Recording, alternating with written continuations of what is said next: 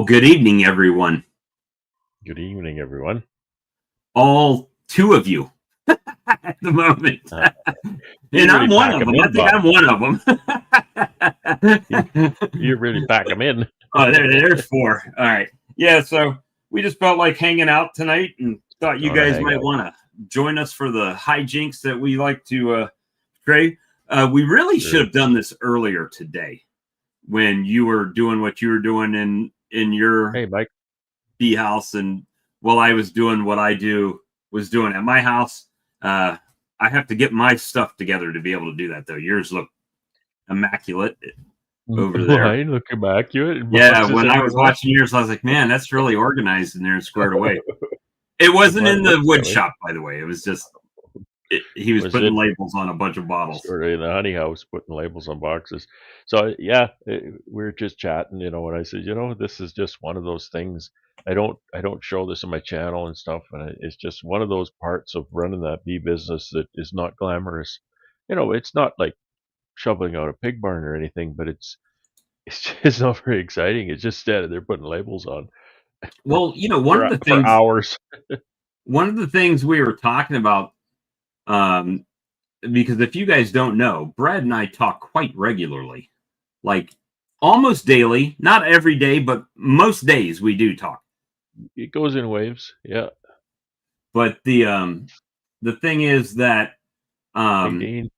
one thing that we did definitely realize, at least I said today, was Thank you, Phil. the more work we do in the bee house or in beekeeping in general, the Hey, Joy. more work it creates for us as we do it.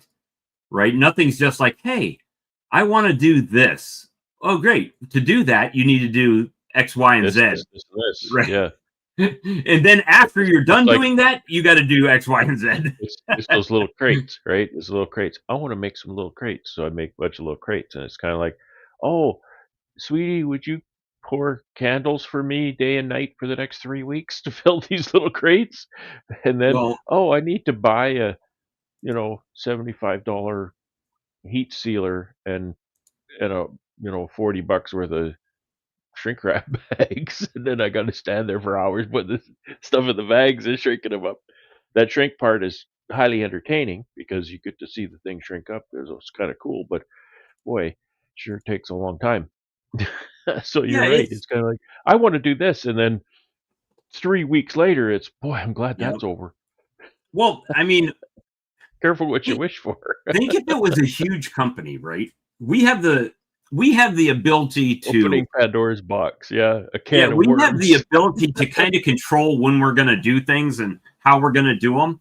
And then, if you have to order stuff off of Amazon, you order that, and then you got to kind of time when that's going to come in, and then what I'm going to do after that comes in, and then, okay, how am I going to label this? How am I going to market it? How am I going to get it out there for Yeah. people to know? And all of that. But if you were a large company and you were doing like thousands and thousands and thousands of the same thing, think how stressful that would be. Okay, I got to make sure that I've got this supplier getting my stuff here, and I don't have warehouse space to put all this stuff, so I got to kind of, Bob, juggle that's things that's around. absolutely exactly what I used to do in my IT job. I worked for a company. We had sales of just under $1 billion a year, and I would be the guy setting up a lot of the technology, Mm-hmm. and it would they'd call me into a meeting with the executives and whatnot. Oh, we got a big idea. We went to a trade show and we saw something, right? And now we want to do that. And it's kind of like, when can you have that done? And I know very well the question means, can you have that done in 6 to 8 weeks? And it's like, Right. maybe. Right. Let me think on that. I'll get back to you. But you and know what? and Think I'm on the about it phone to though. all my suppliers saying, I need this stuff last week. Let's say you're the plastic. Let's say you're Acorn, and you make plastic frames and foundation, right? All of the input materials you need for that, and let's say the cases and all of that stuff, right? The printing, all that stuff's got to be done. But you have to have what you need to start, but you have to have a continuous flow of that stuff coming in so your machines Supply don't stop, right? Supply chains are killers. Supply chains are the biggest pain in the Corey Stevens, actually, I don't know exactly what he used to do, but he worked in logistics, uh, and so he would know a lot about this conversation, and I know enough from my business and what I used to do. Supply chains are absolute killers because you're always at the mercy of somebody else. You know, you can't, and it's going to just all come down to you, right? And when I used to work in that, it was it was my job, right? Right. And I had to go and explain to the executives why this project isn't going to be done on time. Well, because this supplier, this contractor, that contractor, this, and this. And I knew very well that they were looking at me, not the contractors. They were saying, well, why didn't I have this? And often it was my fault, right? I'd drop a ball or I wouldn't get it done in time or, not give the supplier enough time to put their Well, part together. I would have to take 6 or 8 or 10 different service providers and bring them all together into our technology and link them up into our systems to make whatever they wanted to work actually happen. And man, that was a dance. Oh, that well, was a the dance. the other side of that coin is, what if you've got all the logistics are on point and they're coming in on a timely fashion and everything's good, and then your machine breaks down, and now you got a backlog of all this crap coming in Yep. that you need, right? So Yep. Oh it's yeah. Yeah. Because it is this it. supplier is coming in to hook up their system, but Hmm. this one was late and their thing isn't done, so there's nothing to hook up to. So now you got to reschedule them until you know it's like Or we people who we build a talked house. about labels, right? You're labeling jars, right? And you get a Yeah. better price the more you order. Same thing Yeah. in supply chains. The more they order, the better price they get. But they only can hold so much stuff, right? So you gotta be able Well, to and how much leverage that. sense does it make having that capital in inventory and not in the bank or Right, not investable in something else? So you got to say, well, if I buy 500 labels, it's going to cost me $500. If I buy 1,000 labels, it's going to cost me $600. If I buy 2,000 labels, it's going to cost me $700. Well, it's easy to do the math to say, well, 2,000 labels are cheaper per label, but do you want that extra $200 on the street when you could have that in your reserve? It's a real dance, and you've got to see the future. So you have to forecast as to how long is it going to take me to use up these labels. Like, for example, I have quite often in the past bought jars by the skid. So jars are in boxes of a dozen, and a skid of jars would run anywhere from, depending on the size of the jars, would run anywhere from I think 70 cases to 90 cases or something like that. So I'd have to decide, if I bought two skids, which is my two sizes of jars, it would cost me 20, $2,000 or so, say $2,000. So I'd bring those home and then I'd have to sit there and I'd look at those jars for months and I'd be saying, there's $2,000 sitting there, just sitting there. And so sometimes I decide, okay, I'm going to pay a little bit more and I'm going to buy them by 10 or 20 cases at a time. But then it's more trips to the store, right. more time, more gas. So it's a real, but I hate storing them, right? I bring them home. I have to wrap them on skids and stick them in the corner. And indoor storage is not an easy commodity around here. So it's often these Well, days, often I just go to the store and buy them the day I'm going to the so bathroom. we figured out today that your labels are actually cheaper per label than mine, or about the same, but you Yeah, buy they're them by very the similar. Yeah, they're very but that's similar, because you're and they're buying huge. volume, right? Yeah, For yeah. me, Well, I'm willing to you pay a little bit more because I print my own labels and I use the right. same label and I don't have to have Yeah, 5 SKUs of labels, yeah, of each one. So there's yeah, that's the definitely thing, but then again, I'm paying up front, right? I'm right. buying 5, 6, $700 worth of labels, and then I've got label inventory for many months then. So I've got all of that money gone Where I'll and all of that spend inventory sitting around. I'll spend, let me see, uh, $100, let's say, and I might have $500 to $600 or 500 to 600 labels, but Yeah. that translates to 500 or 600 jars for me because I change what's on the label, right? Like it'll Yep. say creamed lemon, creamed cinnamon, creamed this, creamed that, I right? So I wish don't I have had to that have a separate, flexibility. I a wish I had little that bit of flexibility. flexibility. So it makes Anytime I it worth change it. anything on my label, it costs me $50. No, it costs me graphic design time, and it costs me $50 to reset up the label. Phil said, "Thanks for reminding him. He's got to order labels. It's forever. I'm dreading the day I reach in there to grab some labels because I absolutely have to have some, and I don't. Right? I'm That'll I'm be just way too often the guy at my label guy. I email him. I say, I hate to be this guy, but I need labels like in a tomorrow. week or Yeah, tomorrow, or I I need just them. ran I need out them or something. yesterday, actually, but I can wait till tomorrow. I have literally taken unlabeled product to the city, picked up the labels at the label company, labeled the boxes, and delivered to them to the store. More than once. Well, I mean, for us as beekeepers, and because we've been talking, I do have a new product that's coming out that exactly two people know. One's in the chat and one's on the screen, and that's the only people that will know. And nobody else will know until it hits, it lands. Maybe not until it's on Amazon. That's just the way it's going to be because I don't need 500 beekeepers doing the same thing. So, Nuts. Why do you even say that? You just like hey, this. Ian, good to see you. But Hey, boss.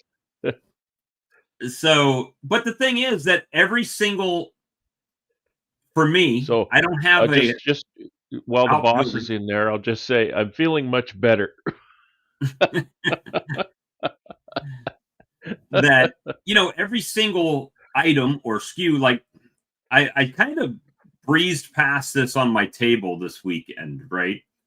So runny honey, creamed honey barbecue sauce, now candles, and now the new product is coming, right? So there's going to be five now different types of honey products or bee products, I'll say, on the table. And now I need a table stretcher because I don't have enough room on the table. So now I need another table, right? Yep. And then every Good. single item, like a month ago when I started doing candles, I had no molds, nothing. Yep. And now I've got like 20 molds. And You need another table. That's a really good problem. That's a really good problem, my friend. but at least I got the Virgin Mary to go with me now. Protecting me. So I mean, it's just one of those things, and I like it. It's a good chaos, right? If you're Email us some of that. Joey wants me to email some of this. it's a good chaos though, because Oh, it is. It is chaos. That's a good way to put it. It is chaos, but it's good chaos. you It's never nothing makes, and I'm sure it's the same way for you, right? Nothing's more exciting to me than someone to say, hey, I'm gonna come and get this and this, or I want this, right? And then I'm able, like the peanut butter and jelly cream honey, right? I was able to go to take that from I thought the girl that came over to when that's she such a came great this story. weekend. This is such, I know people have probably heard it, but I'm going to say it as well. So what had happened is a lady came to buy honey and she was tasting my creamed honeys because I have a zero buyer's remorse policy. If you're not sure if you want something, taste it before you buy it. And that way you know that you made a sound decision buying a product that you're going to use, right? Perfect. And That's a good way to put that. I have a little different term for my satisfaction guarantee. Because I decided early on in my business, back up a bit. There's certain stores I go to, and their return policy. There's certain stores have return policies There's one I go to. It's like it's kind of like a hardware store. It's kind of like, Bob, what you might know as Harbor Freight. Right. It's a little different, but Is it it's very Canadian similar. Tire? No, no, no. It's Princess Auto. It's called Princess Auto is a fantastic store, and it's just a beautiful company story.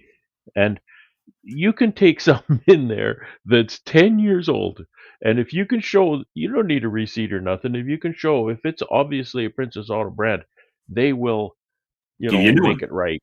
I don't know whatever they'll do, but it's all about the customer there Right. and their return policy. So what that means to me as a customer is when I go in there and I see something that I think might be the right size for what I need, or it might be useful to me sometime, or might work for what I think it might work for, I'll just buy it. Because if it's not the right size or it doesn't work, the return is not painful. I just walk in Right. and say, "Hey, this didn't work." "Oh, okay, here's your money back." Grab you another one. Here's Right? another one. Yeah, or whatever. Like the And old Craftsman, right? Bring a tool in. Here you go, Sears. yeah, Walk the it kind of out. thing. So that's what I wanted with my business, and so I just say, you know what? If you're not unhappy with any product, give me the chance to make it right. You Right. know, and I don't state a guarantee what I'll do. Right? I'm not going to. Well, I'm going to give you your money back. But maybe I will Right. because I'm not selling cars. I'm selling $10 jars of honey. Right. Right? Somebody wants their money back for a $10 jar of honey, it's going to be $10 worth to keep a customer happy, right? Right. And it's just totally, a Well, no-brainer to me to I mean, treat so customers because then they'll buy. They'll like, here's the other side of that story, right? So she came, she liked peanut butter, but she wouldn't eat jelly from the store, right? She didn't like the pre-jarred jelly. I get it. Everybody's got different texture things or taste or whatever. But her mom bought a jar yeah, of strawberry creamed honey. And then it was peanut butter and strawberry creamed honey. So my little devious mind said, you know what? I make peanut butter creamed honey, and she likes the strawberry creamed honey. So let me put those both in the same container. Now I have a peanut butter and jelly creamed honey. But when she came back the first time, which was the next week because they use honey like that, and I said, here, I made this specially for you because for your peanut butter and jelly sandwiches. And I gave her one. I'm like, I made two. I gave her one. mhm, Right. And then I said, just absolutely. tell me how she Yep. likes it. Her mom messaged me back. She loves it. She's almost through with the jar. Great. I'm Nice. glad she liked it. So what did I do? I went right inside and poured another dozen of them. Right. And set them up. I Yep. got them ready. Yep. So fast You forward got a to winner. this week. Fast forward to this week, guys. She comes with the little girl and her mother. She brought her mom-in-law, I think, brought her mother-in-law. They bought barbecue sauce. They bought candles. They bought honey. The mom-in-law bought like 4 jars of creamed honey, right? So the mom leaves with $90 in product, which we figured out. I didn't figure it out, but Brad figured it out today that I'm selling my candles for, what did we say, $30 a pound of wax? Yeah, I think it was 30. It was Yeah. like $30 a pound is what it comes out to. Yeah, So, buy a mold, buy a little bit of wick, and sell your wax for $30 a pound. yeah. What? Who wouldn't do that, right? So between the mom and the daughter, they bought $185 worth of stuff this weekend from my table. The barbecue sauce. If you're not now, I know everybody's different in their rules in the area. I work in the gray area. I'll just say that. I follow the gray area. Nobody's chastised me. If they do come, I'll be like, oh, I didn't know. I'm sorry. I won't do it anymore once all this is gone or until you're gone. That type of thing. I won't do it again while you're here. Yeah, I won't do it again while you're here. Matter of fact, let me put it on the truck. But but I think for me, my biggest thing with the barbecue sauce was I felt like I was going to price it too high, right? It's like, why would I pay him for this much money? I'm a half mile from the grocery store. I can go find cheaper stuff. But the fact that I let him taste it first, look, I don't want you to buy this till you taste Yeah. it. I don't want you to get it home and think Yeah. you don't like it or something like that. Taste it first. If you like it, buy it, whatever. Yeah. So I made 3 pound jars, quart jars of barbecue sauce. I'm selling the 1 ounce or the 1 pound squeezy for $10, just like my honey. It does not have $10 in honey in it, right? I sold the 3 pounder for $25. And I sold 2/3 of the ones I had. I sold 2 of the 3 that I had, the big ones, yesterday, and then 7 pounds of the 1 pounders in my front yard. And then the candles. So yesterday, I know a lot of people didn't see the end video, or I may not even said, but I ended up with $555 in sales. Weird number, I know, but in my front yard. Nice. Nice. Gee, But I if wish I I could was do that. only selling runny honey, this is kind of where I like to do the thing. If I was only selling runny honey, if I had 10 customers, I would have sold 10 bottles. It might have been different size bottles, but it would have only been 10. But when you start adding different things on the table, ooh, nice shiny, right? And people will drop in to see what's he got today. He's got Yeah. something different today. I got to stop and see. Yeah, that's So I great. will That's say this, awesome. I will sing it from the mountaintops. If you are only selling runny honey, you are losing money. You are leaving money on the table. Um, that's my opinion. Obviously, you don't have to like that opinion, but the more I hang around you corrupt, chaotic people, I see it more, right? It's like there's so many ways to make money with your bees. You just have to be willing to invest a little bit of money and a little bit of time. And the money part, you can actually scale into. You don't have to dump like I did 50 grand in bee stuff, right? You don't have to do that. If you want to start candles, when I was thinking about doing candles before, they're like, don't buy those molds. Those are shit. Those are cheap Chinese molds. Don't buy those molds. Buy the $55, $65, $75 Man Lake big ones. I did get one that was very similar to those, and I really didn't care for it that much because with the little ones that I got used to, I can just roll them right out, pop the candle right out by just rolling Yeah, the silicone real down. flexible. Will they last Yeah, as long? yeah, No, but they're $10. Buy yeah, another one. yeah, I yeah. sold one thing of candles. I've paid for the mold.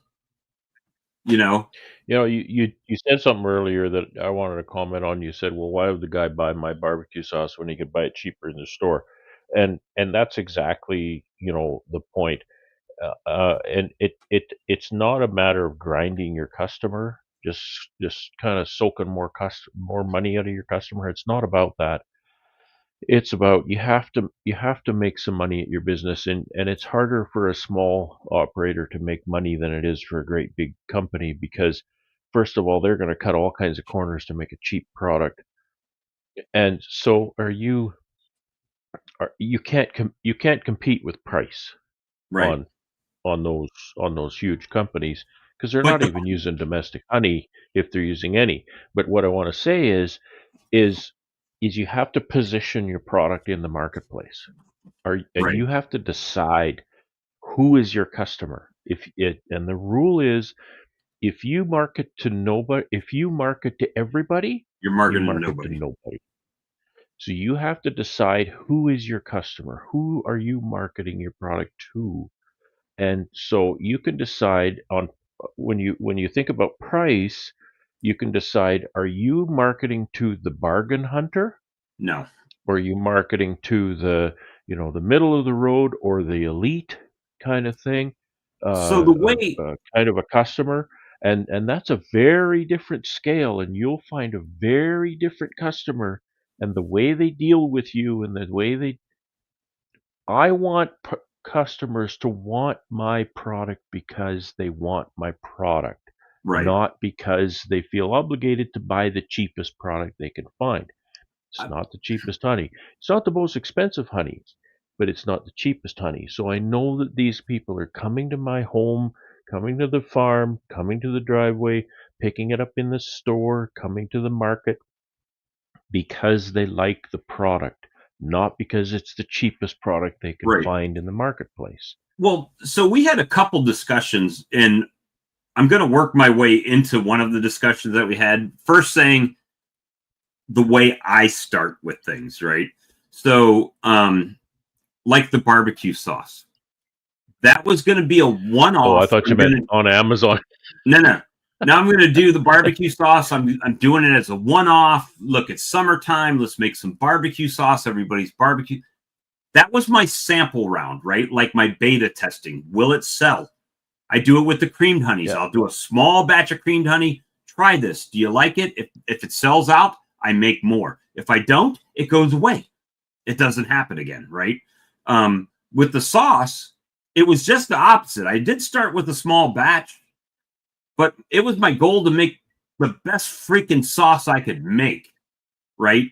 Something that gives you that taste, not just like a store brand that they make in millions of gallons at a time. It was, this is going to have the best quality products that I can put in it as far as seasonings and still have it at an acceptable kind of price. But more than that, it was something else to set on my table other than just regular honey. And now I have a story behind that, right? Look, I make this myself. It comes with honey from my bees that are made right here in your neighborhood.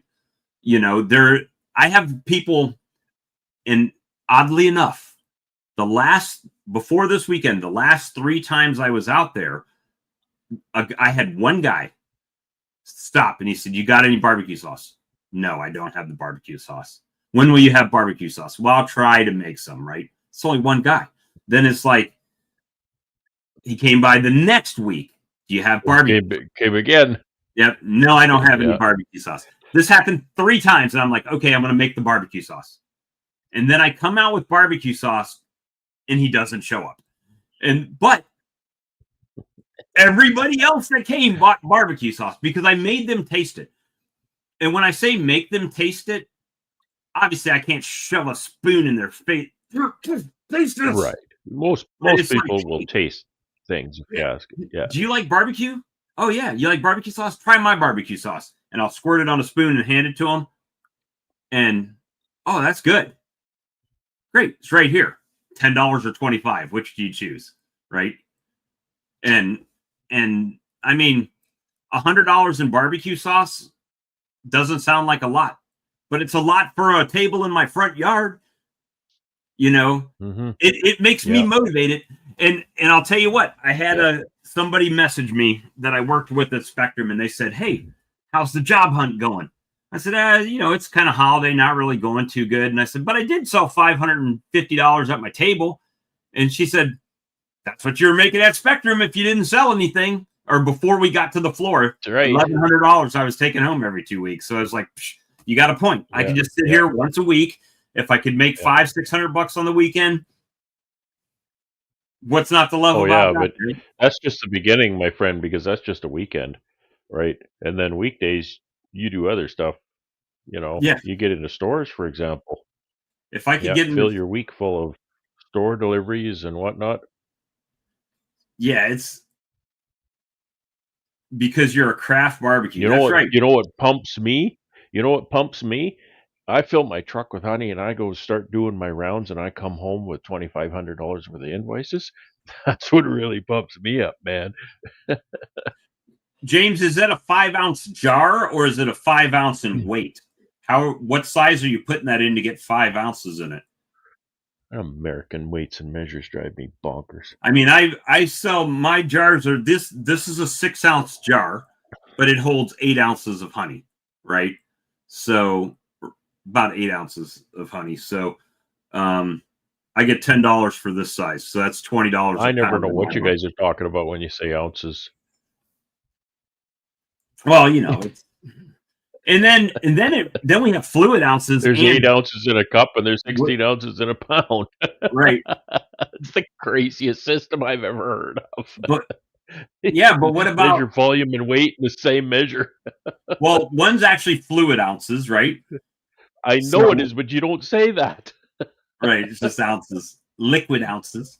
But the thing is that um the reason I said that whole story about the barbecue sauce was because we had a discussion about your creamed honey, and when you first started, that you felt you needed to get into stores because you could not generate enough it at your house or markets to offset that income that Right. you're looking for. Do you feel I comfortable talking wanted about that I story? wanted to I wanted to well, I wanted to well, somewhat. Uh, I wanted to generate enough volume for my business to make my business, because it's my job, it's my only job to give me enough revenue. And I decided that that was more volume than I could fence myself, right? Either markets, at the driveway, farm gate sort of thing. So I needed to get into stores. So then that just turned a new dynamic uh, into my business with sourcing out a federally inspected packer, going through the label regulations, which is not, you know, too taxing at all. Uh, and then I was saying, remember I was saying in our conversation that the very toughest part of that, I would very much suggest that people do that, um, because the very hardest part of it is forcing yourself to walk into that store, find an employee, and say, "Can I talk to the person who buys the products for the store?" Right? Right. Nobody likes to cold call, but I love cold calling because I hate it. Is that weird? It's kind of my extreme sport. People jump out of perfectly good airplanes because it's crazy. You go in there That's and their get your extreme ass whipped by sport. a store My manager. my extreme sport is going into stores and cold calling the manager, right? And most store managers, especially the small independent grocery stores, they love to have you come in, and almost all of them will pick up your product, right? You I you find on have the your little local, spiel, you have your documentation with your pricing and your all your details, your little sales sheets and stuff. Yeah, well, it I works think the really well. local, I think a lot of times, like those chain stores and even the local ones like IGA and stuff like that, they're still a chain, but they're more independent grocers, right? IGA, independent grocers. Right, right. But the Those are the ones. Those and kind of those and the low, but the they don't not the usually get, lower stores, but the more independent stores. they don't usually get people that just come in to sell them, right? That's all done at 10,000 foot view for the most part, right? And then it comes down through their supply chain a lot. Um, It depends. I know there's a store in my town. I did cold call him, and he said, "Boy, he'd love to take the product, but it has to be done through corporate, and everything goes to distribution. They don't have a local." Uh, Beekeeping in short pants, singing in front of thousands of people. That's one of my extreme sports. Um, so they don't have a local where I can deliver through the front door, which is kind of what I need because that's my model. I don't want to right, get into distribution because that cuts into the margins too much. I have to pay their distribution generally, as I understand. So, um, I want to just deal with the store. I don't like my business isn't situated in such that I can take on a chain with 50 locations and say, okay, they want honey in 50 locations. No, I don't have that much honey, right. and I'm not going to stand there and But label you all know a those guy that jars that does have that much that honey quickly. that probably would be down for making a little bit more Well, money on his honey. Just saying, Ian. Just well, yeah, Ian.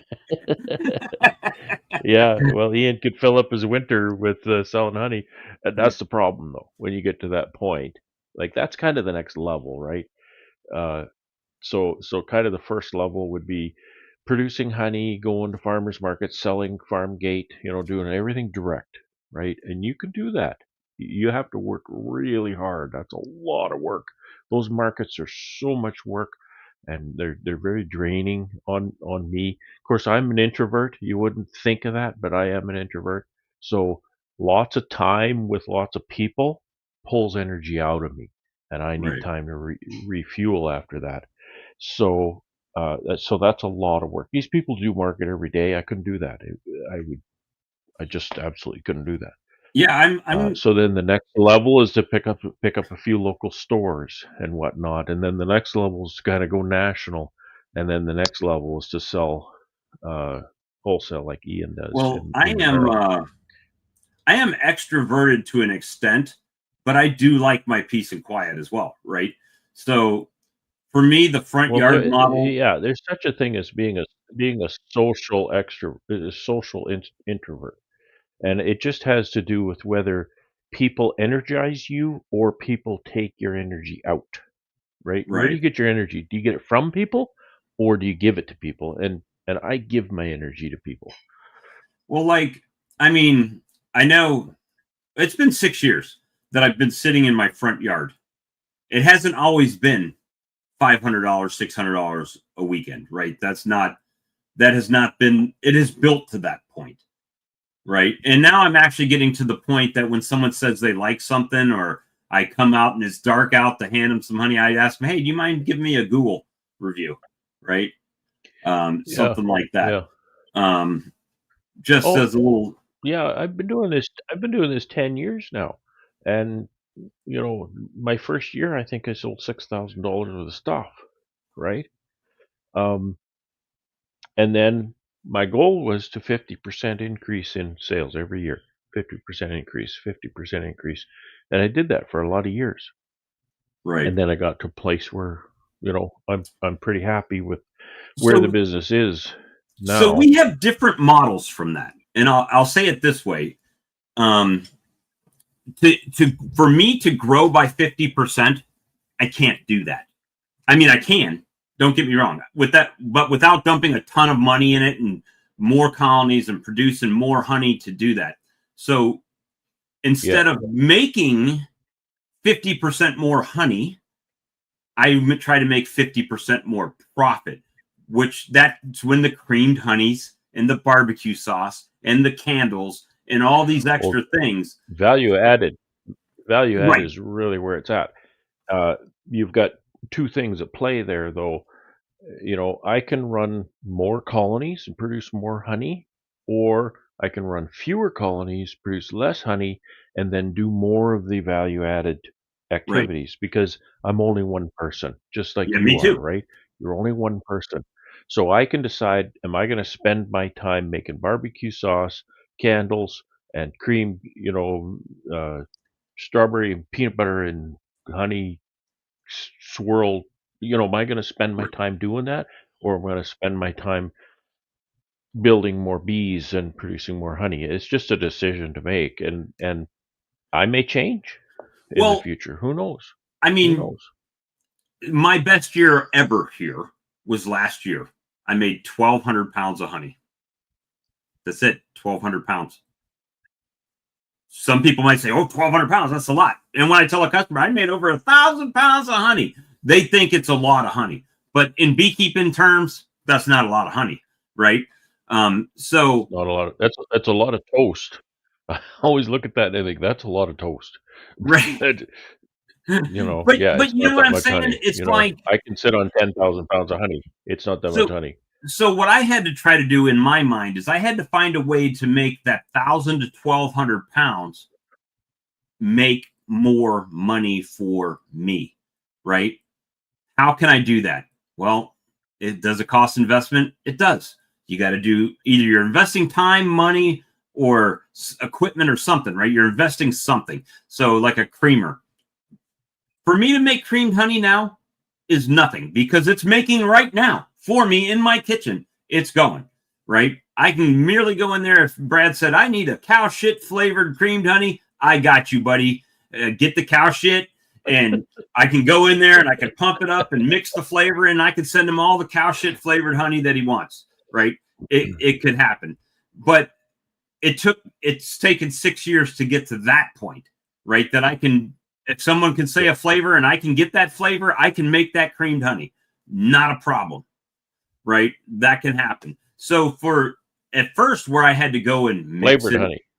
flavored honey. It's still creamed, soft set mostly, but you Not all understand the flavored principle. honey is creamed honey, and not all creamed honey is flavored honey. There's Flavored creamed creamed honey, honey, liquid damn it. honey, and flavored honey.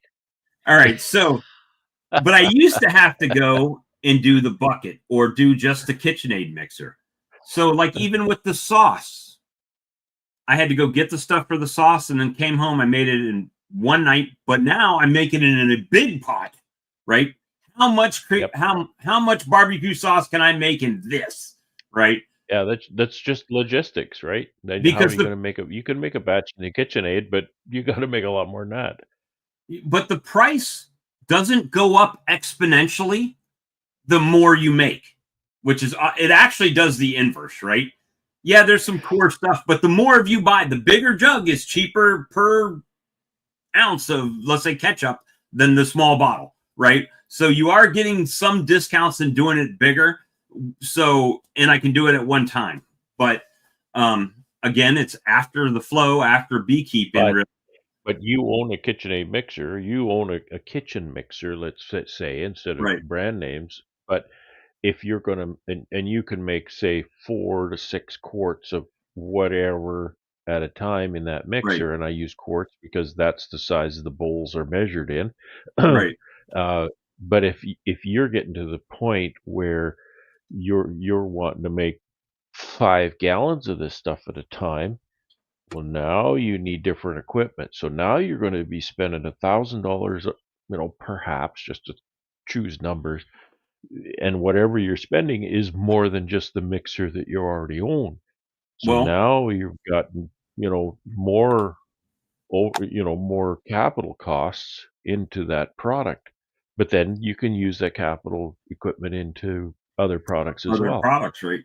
Yeah, Well, the so, same thing with the hot honey. there's costs. I made a small batch of hot honey the first time I made it, and then I refined it.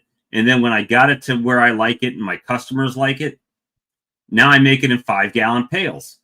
I don't sell it that fast. It does not sell that fast. It sells good, but not that fast, right?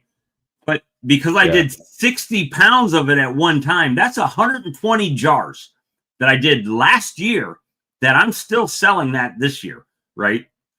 I just take out X number of jars, put them in my warmer, make sure they're nice and clear, everything looks good, put them out on my table, sell a few of them, and rinse and repeat, right? yeah. Just cycle that. But Oh, so it's I see DC over there in the comments. I wanna say hi to DC. I haven't seen him in a little while, somebody so banned that's that all I wanted to. Perroy Quebec. He's starting to say mean things, and we don't do mean things like that. Yeah, we don't do mean things. We don't do idiots either, so he needs to go. So Yep. um but it's the whole point that it this is what's amazing to me about beekeeping, right? We all have our backgrounds that led us to this one point. 6 years ago, I would have never thought I owned a swarm lure company. Thanks, I'm Jack. I'm becoming the biggest, and I'll say it. Even Mr. Sam came over and hung out with me yesterday, and I helped him put his tailgate back on his truck because of the fire he had in the bed and all of that stuff. But he was there helping shill my honey to the customers and telling them about it and stuff, right? When he's coming there. And one guy was like, That's "Man, you awesome. look familiar." I said, "Well, he's a beekeeper from down the road and he does sell honey, right?" And he says, "Yeah, but I'm about sold out this year." And I said, "Well, in all fairness, I make quite a bit more honey than you do." And I wasn't throwing shade on him, but it's just come to the realization that I am probably the biggest honey producer around here, like in the foreseeable area, right? And Yeah, yeah. he's like, "This is the only guy in South Carolina that makes these honeys, right? The creamed honeys." He says, "I haven't seen anybody else sell it." But so he's sitting It's not a there. big thing down there. No, it's not. So, but that makes it unique, right? So, prime example. I don't know how many years ago it was. It had to be since we started the show 4 years ago when everybody was talking about their hot honeys and stuff. Nobody was doing hot honeys. We do a hot honey. Now everybody does a hot honey. Everybody's got one, right? It's pretty simple. Yeah, kick them out, Phil. You got the hammer. Sledge them. But um, but yeah, it's just progression and sharing of knowledge, right? Like, I love our Facebook community. Uh, People share and hang out in there. A lot of them are on the stream now. Some of them don't. Um, but if the only reason you're coming into that community is to sell something or to post something up, you can go. That's not what the community is about. If Well, all you're going to do is tell us, hey, come and watch me, come do this, that's then kind of don't. that, that's kind of what Mike Berry has a good saying on his channel. This is not a how to. This is a how I do. This is a vlog, right? Right. And there's a difference between a vlog channel In a and how a to. how to channel, and I think a lot of and both are great. Both are great. Both have reasons to watch, and they're interesting in their own right. But when you just do a vlog, um, I was watching one from Mike just recently, and he was showing. What was he showing? He was he was really funny because it was supposed to be. This is a video about my creamer, how I cream my creamed honey in my little creamer he's got there, Right. and it was like 15 minutes into the video before he talked about the creamer, and he kept saying that. Well, it's supposed to be a video about a creamer, and I'm going on and on about something else because it was actually pretty entertaining. Right. Um, I but watched that he video. showed a couple of different products that he was using, and he said that they're not sponsoring the channel or anything like that. So he said, I just like this product, and so I want to show you. And I do that on my channel too. I don't get sponsorships. I don't get people paying the videos and stuff. The only thing I've ever gotten is the instant vap. The guy let me try that instant vap for my response on how I liked it, and boy, do I ever like that product. But I show a lot of products on my channel that I really like. I'm a stickler for hive tool, right? I'm a stickler for a good strong hive tool, so I really show those. And I know my little hive gripper and all kinds of different stuff like that. Some of the tools that I use, and I did some things recently on some of the woodshop tools that I use that I like. So I try to help in that way. Right. Little tips in the bee yard, for example, things I've noticed, things I do that kind of work, that kind of help me and whatnot. But I also look at the community and I talk to other people to find out how. Like I called up Mike Berry when I uh, uh, RTX Phil. He had those little wooden crates that he was making, and I saw those quite some time ago. I thought I should make some of those. I got all kinds of scrap wood in my wood shop. I should make some. So I started doing that. Well, that was a can of worms, but they worked out pretty good, and they're Right. pretty nice little boxes. But making the boxes, that's not the end. But The anyway, so then I had to buy this impulse sealer, and where I was going with this is I had to buy this impulse sealer, and I go on Amazon and there's like 100 of them, and I don't know what to get. So I remember that Mike Berry had one when he was doing his honey sticks. He had an impulse sealer to seal the drinking straw. end of it. And so I got a hold of him, and I ended up talking to him on the phone for a bit. And so he told me all about, you know, kind of what he said. Well, I bought this one and it didn't work very good, and this is why. And so then I bought a different one and it worked really good, and this is why. So it really helped me steer. That really helped steer me into the product that you know I should probably look for. Right. I didn't buy the. I wanted to buy the brand that he told me to buy, and I think that's a good choice to buy the brand that he suggested. They just didn't have the delivery I needed because I needed it for uh, a, Holiday a market. a market that I'm going to be doing here pretty soon, and they couldn't deliver it in time. So I felt really bad, but I did get a good deal on a nice 16-inch one. Um, but community, it's give and take. It's share things that work for you, not things that you're selling necessarily, because Well, if you're selling stuff, it's sort of buy the so stuff I'm selling. That's why I want and you to buy it because I'm I selling it. have done that too a little bit, but the stuff that like this, for instance, um, I liked it, so I bought it. and I put it in my store so other people could buy it because it was only being sold in Canada at the time. Now it's sold everywhere. It's like, Yeah. you know what I mean? Yeah. So, or Yeah. Appy tablets, right?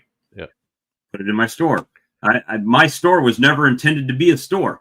That whole website started because Andrew said, if you're going to get it, you probably should have a website. So I made a website specifically for this. And then I was like, oh, well, I can make swarm lure and I can do this and I can do that. So that's how that all came about.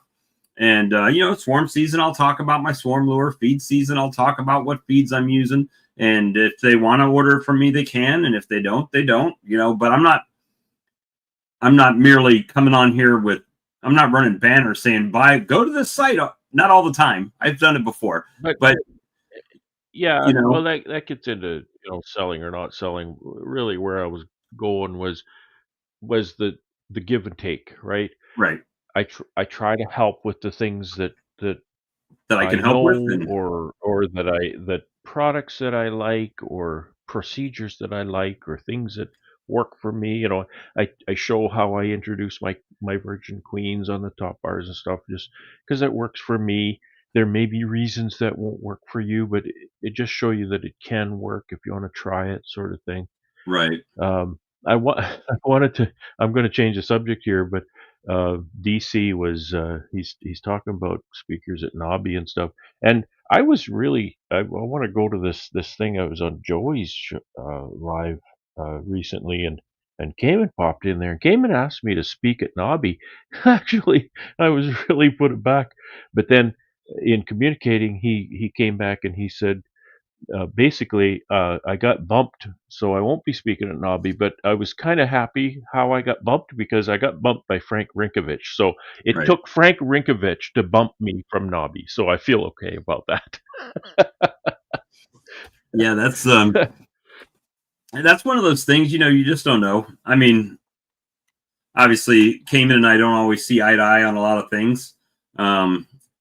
For whatever reason, and then it is what it is. But he's never popped in my stream, but he's popped in, it seems like, everybody else's stream that's been out there. Oh, DC's talking about the Hilco extractors. Oh, I got my eye on that 48, man. I want The that Max. 48 bad. Hey, I'm going to tell you, DC, I know they're more expensive, but if you have a chance to get the Max line, buy the Max line. I've seen them both side by side. The quality of the Max line is far superior. It's and I love my license, but if that I think it's a 32 or 36 was available when I bought my license, I would have bought the Hilco one because it's the quality is so rigid. And that warranty that he's kicked things up to that 10 forever warranty. Yeah, how do you beat that, man? A forever warranty? Yeah, it's like forever warranty. And if you sell it, it's still warranty. The warranty can go with. I believe it's transferable. Yeah, it's transferable. Yeah. I asked the guy at the last show I was at, and he's like, "Yeah, it's transferable." So. Yeah, he had a couple of the big 48s with the top motor. He was blowing out, and I thought, man, I could scoop that thing up, but just wasn't in the cards. DC, that I owned that uncapper that you had. I had it one season and I sold it. Obviously, I got what I have now, but is that thing with the triangle knife on it? Yeah, it's good. I mean, you could use it, but you have to adjust the blades, thing, right? You got to, and it's kind of finicky to adjust the blades. Then you still have to have some kind of uncapping tank because when you slice it off, yep, like Lee has. When you run it across there, the cappings on the one side are going to fall down into something, and then you have to flip it over and do the other side. If I was going to do that, before I did that, I would probably just get a nice, Pierce heated uncapping knife. Yeah. It'll be just as quick for you. So, Pierce I mean, that's just my opinion. Do what you want to. But if I think when I bought mine, it was $400 or something like that. It might, it probably, all of it's gone up. I don't even remember now. But but it's I mean it's okay. Um, it's just depend. You know, we all work within our budgets and what we need, right, or what we think we need. And me, it's usually what I think I need because it's always more than what I actually need. Always more than what I actually need. But yeah, it's you know, the link has been posted the whole time and nobody has clicked on it to come in. Depressing, Yeah, come really. on in. This is not a closed show, so jump in here and come and say hi. Just don't come on here and talk for I had a 45 pretty minutes about your I labels. had a pretty crappy weekend, but I'm feeling a lot better today, and Bob has helped me through a lot of that. I really appreciate that. Well, we're just sitting around. We just sit. This is us on a daily basis. We just sit here and talk about all Pretty things. Now, much. usually it's a little bit more personal, not always directed towards an audience per se. We, you know, but you got the 7-gallon heated bottling tank. Yep, that's good, man. Wow, good for You're you. moving on up. I hope Moving up. it works well for you. He's Yeah, upgrading. yeah. But the yeah, it's exciting. The new shinies are exciting for sure. Yeah, yeah. But the dentist beat me up. Yeah, they could do that. I know about that. Uh, that's one thing we don't have.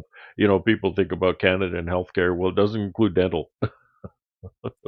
Yeah, that heated Dental is a roller and different deal. capper is basically a Simple Harmonies farm one, but it's got heated blades on it, so it's a little bit different. And if you're trying to get wax, those things don't give you a lot of wax, right? Because it just slices the line. Yeah, But I mean, yeah. it's nice. It And looks heavy duty. you know, as far as that whole debate, cut the wax off or don't cut the wax or something, you have to have stuff to handle the wax, right? Right. I've got a wax spinner, I got a wax melter, that kind of stuff, so it handles the wax. So that's one thing, but I leverage that wax a lot. You know, I sell a lot of wax, I draw a lot of wax, I draw a lot of comb, I sell frames. So, you know, to me, uh, I get all the wax back that I put on my frames. So I cut all the wax off I can and sell it. Right. Really, that's kind of what I do. This is my first honey money, and I'm going to get about 2 to 3K. So I want to use it to get big ticket tools. Absolutely. Good Until for you don't you. have to get them. Good for I you. would the way I tried to do it Yeah. was I tried to get a little bit bigger than I actually needed right now, if I could. Right. So if I was doing enough to Yeah. fill a 10-gallon vessel, then I wanted to get the next size up, planning for the future. Right. So I wasn't just constantly recycling. But, you know, absolutely. That's what I did as well. What did Phil say here? I'm going to roll the dice this coming spring and buy one of those cheap Chinese walk behind skid steer things for 4,500. Put forks on it to move my equipment around. That'll be interesting to see. I'll be glad to see those videos. You watch What's the weight capacity Phil on the that Bee thing? Between you and you, your hives, you is it going to hold it? Bob, you should watch Phil the Bee Man's videos on cheap Chinese forklifts. Does he have one? That's all I'm gonna say. Yeah, Uh, it's definitely been a challenge. well, there you go. There you go, DC. Says he's building a small sideliner size extraction line. Plan to run 30 to 40 Oh columns. yeah. There's still things that are on my want list, but they're not on my need list, right? Like I would love. DC, if you can afford a DC, get a Max and Junior, unless you think you need a senior, but get a Max and Junior spinner. I know two guys in my area have Max and Junior spinners. They absolutely love them. I know one other guy has a Max and Senior like the one I have. He absolutely loves it. I really like my Max and Senior. I think the build quality is pretty crappy, but it's you know, it really He works. says he doesn't like to do honey all that much, so he wants the tools. That was my thing. It's like, how can I get this done as quick as possible? That Yeah. was Well, well. I saw try somebody earlier extracting, said they didn't have any plastic in their 300 extract extract 300 deeps with a 33 frame 60-year-old radial. or James didn't he have You'll like be at that for a month. what was James using, like a 12 or a It's just like a 12 frame or something. until he got his new one. But I saw somebody said that don't use any plastic in their hives. Um, I can say he doesn't live near me. I don't. Well, again, but you saw the reason why it would be beneficial. Well, if you saw the video that I did this weekend, that termites have actually gotten into some of my boxes, and just I could poke holes through them. You know, it's that bad. So that's Yeah, another reason DC that said he didn't think of a capping spinner, and Ian did a video on this a few years back, and he was talking about somebody in that video, and he was talking about me. Um, that we think about extracting, and we think about uncapping. We don't think about wax handling, and wax handling is such a giant pain in the butt. And it's expensive, but it's a good way for you to extract a lot more honey out of your wax. right, So it'll actually pay for itself. Is the wax, wax handling, that wax spinner I have and the wax melter I have, those things over time will pay for themselves just by getting more of the honey out of the wax. That right. wax, I remember Carrie was here one time and she was looking at my wax spinner and the wax that came out of it, and she handled that wax and she said that's almost as dry as what comes out of the spin float. So that's pretty good. Yeah, I've got one of those cider presses. I've used it like twice and then kind of stopped because I figured out I can just scoop it into a um, I brew had one of bag or those the that was a strainer, disaster. let as much honey or leave it on the tray and let the honey drip as long as I can.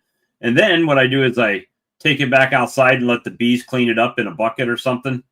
And then I just put it in my melter, my solar melter, and let it Yeah. melt down. Yeah, wax spinners are not cheap, DC, but uh, I think a lot of the price goes into the heaviness of them. Right. That Max and Senior spinner that I have, it is unbelievably heavy. That thing weighs probably 3 times as much as my 33 frame extractor weighs. It sits on the floor. It's all I can do, and I'm a big guy. It's all I can do to grab that thing and shuffle it across the floor if I need to move it. It's unbelievably heavy, and I think that's the expense just goes into the gauge and the thickness of the material because it puts up with a lot of rocking and rolling with that wax in there. It gets unbalanced sometimes, and it puts up with it really well. It's heavy duty. That thing is very heavy duty and it does its job. The construction of it, it's got a lot of design flaws in my opinion, but that's I I was and thinking construction flaws. the next thing I wanted to get, or I was trying to aim to get, was a clarifier. And then that quickly went out of my head after talking to you. I mean, it's still kind of on the wish list, but not a necessity because not so much about the clarifier, but about the pump you need to pump that honey back out of the clarifier, right? If everything was Yeah. jacked way up and I had a way to do it that way and could still get it into a bucket, that would be fine, but I can't. And $1,000 for a cheap pump. And when I say cheap, I mean Hilco's Yeah. like $1,000, right? It's still probably a good pump, Yeah. but it is on the less expensive side. Yeah, what Yeah. isn't in the budget? So I have to If I sell built more. a pump, like I have a little old pump here that I use, it's a little 1-inch bronze pump. If Mhm. I built that pump, it would still cost me near $1,000 to build it. If I bought the motor, the base, and the pump, and the pulleys and the belts and stuff, it would still cost me nearly $1,000.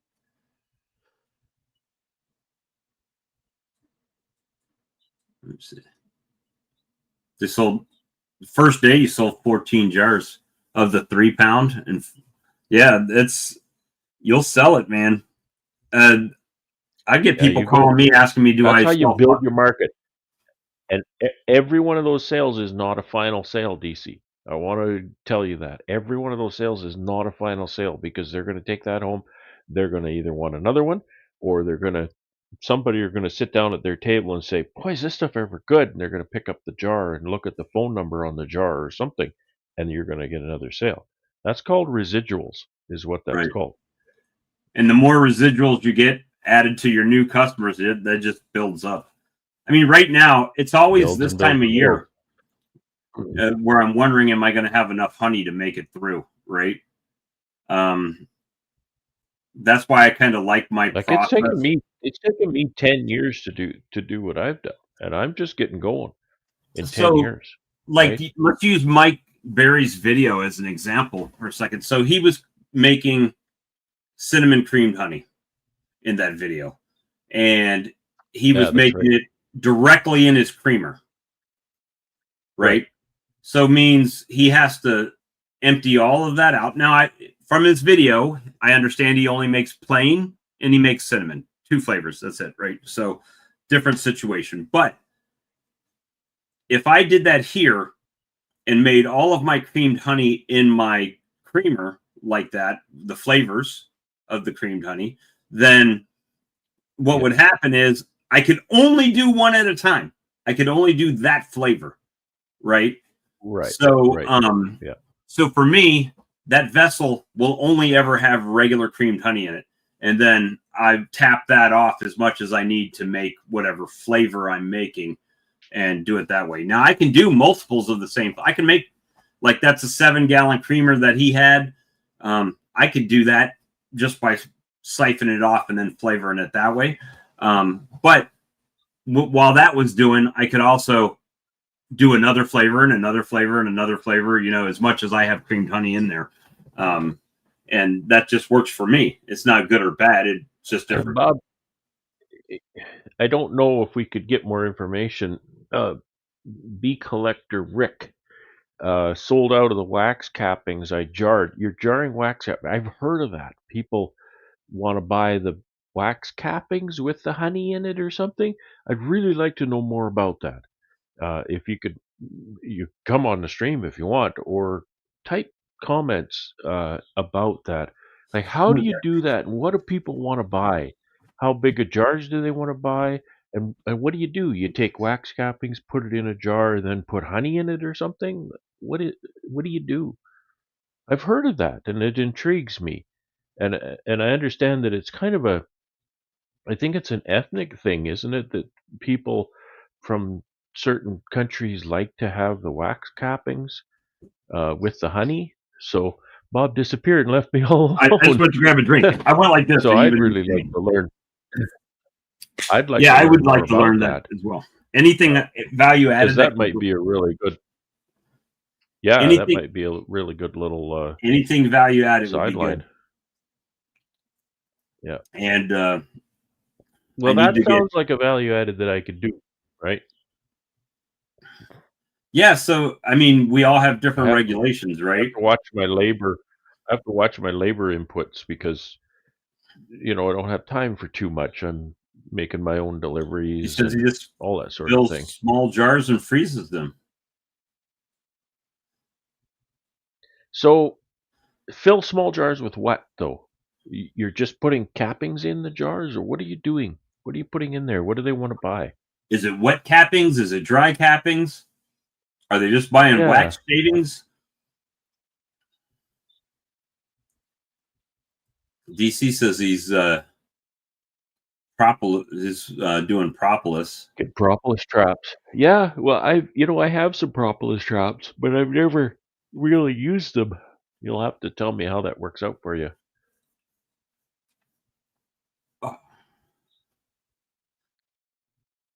That's To that's freeze them a interesting. couple of days. I've never heard of that. Yeah, yeah. The The only thing I've done that's anywhere close to that is done some chunk honey, which I can only do that if I'm up against a market that I can go to. I'll make a Now, few jars of chunk honey, and then that stuff just absolutely flies off the table. does People it love that really? stuff. So I've done a Oh yeah, few jars of chunked honey in the past, and I have some comb that I fresh could do exotic. chunked honey with. But how do you price that? Do you price that differently, or is it just the same price as your honey? I don't. No, I don't. It's just the same. Is it And I well? think that's what entices Technically, I people guess because they're not putting paying less extra for it. honey in there because um, you are Yeah, getting the you get a little volume bit of of wax whatever in the there. wax is as a reduction in the honey you're putting in, Yeah, right? yeah,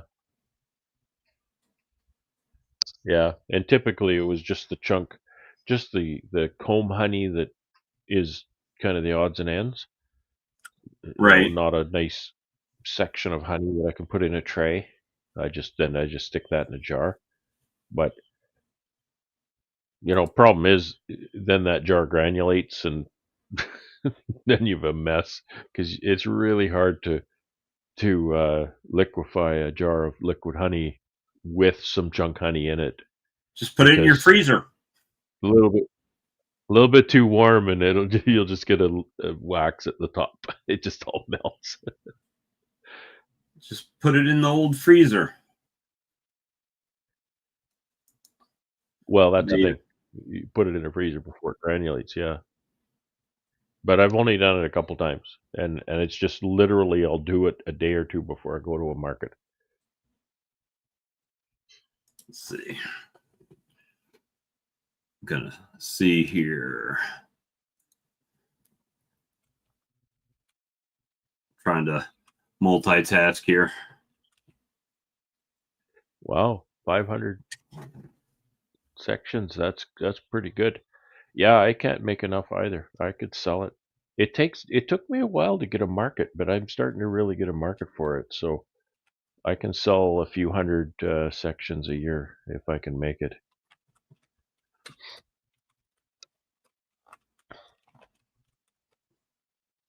The I sent somebody a message here. I think concentrate on the specialty things, DC, like comb honey and value added stuff, because that's where your profit margins really go up. Yeah, it does. For sure. I'm a testament to that. But on the other hand, I want to stress to everybody who's looking at that kind of thing, profit margins.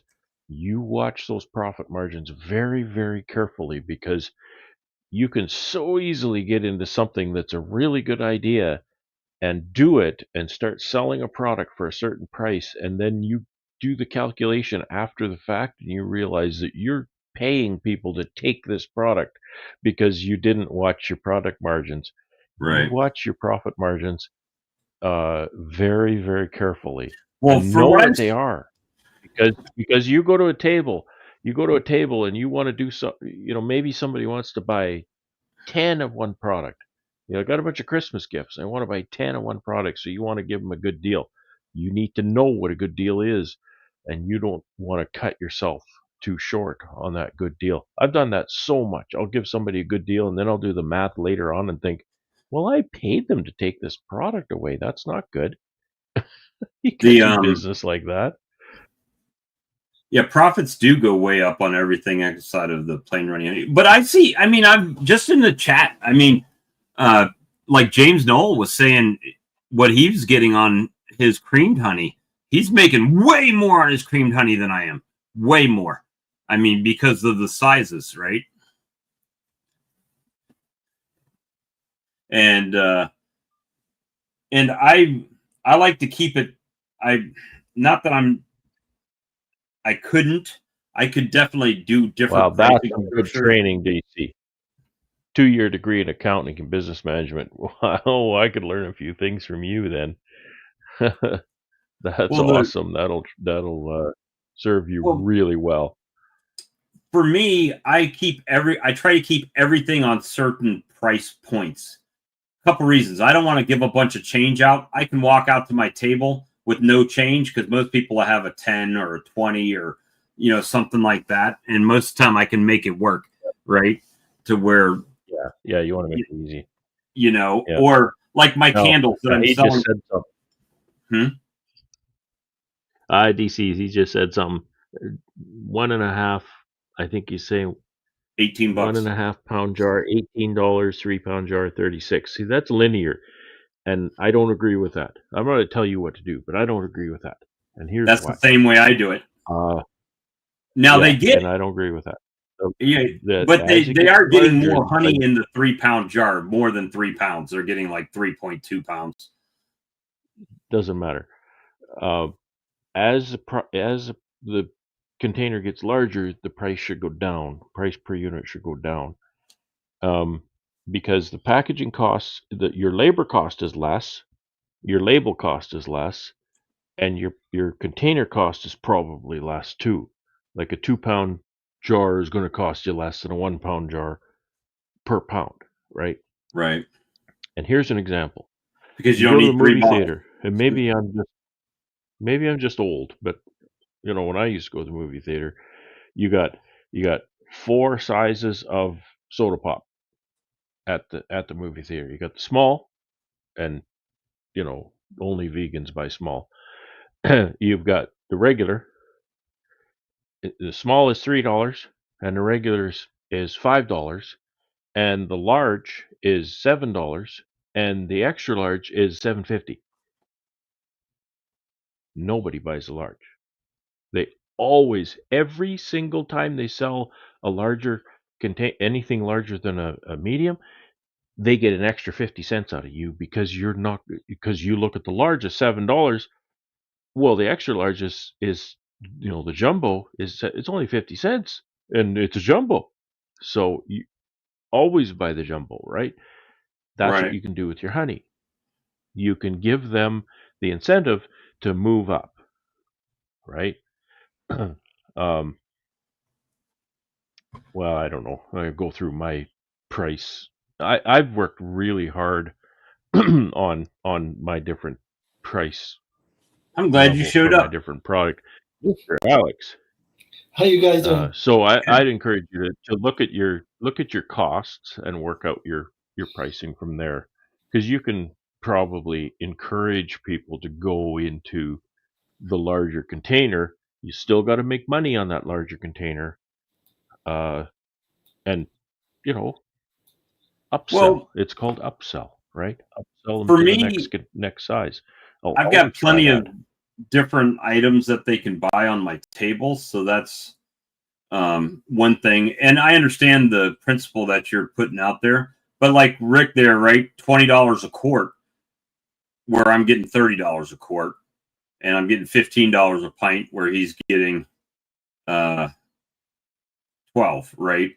So yeah, But $12 a pint, $20 a quart. So as I understand, there's 2 pints in a quart. So that's a good model, because it'll push them into the quart, because they can do the math, right? And they'll say, well, that's a better deal, and so they'll do that. So they'll buy the larger container from you, and it's not that you're losing money on the larger container.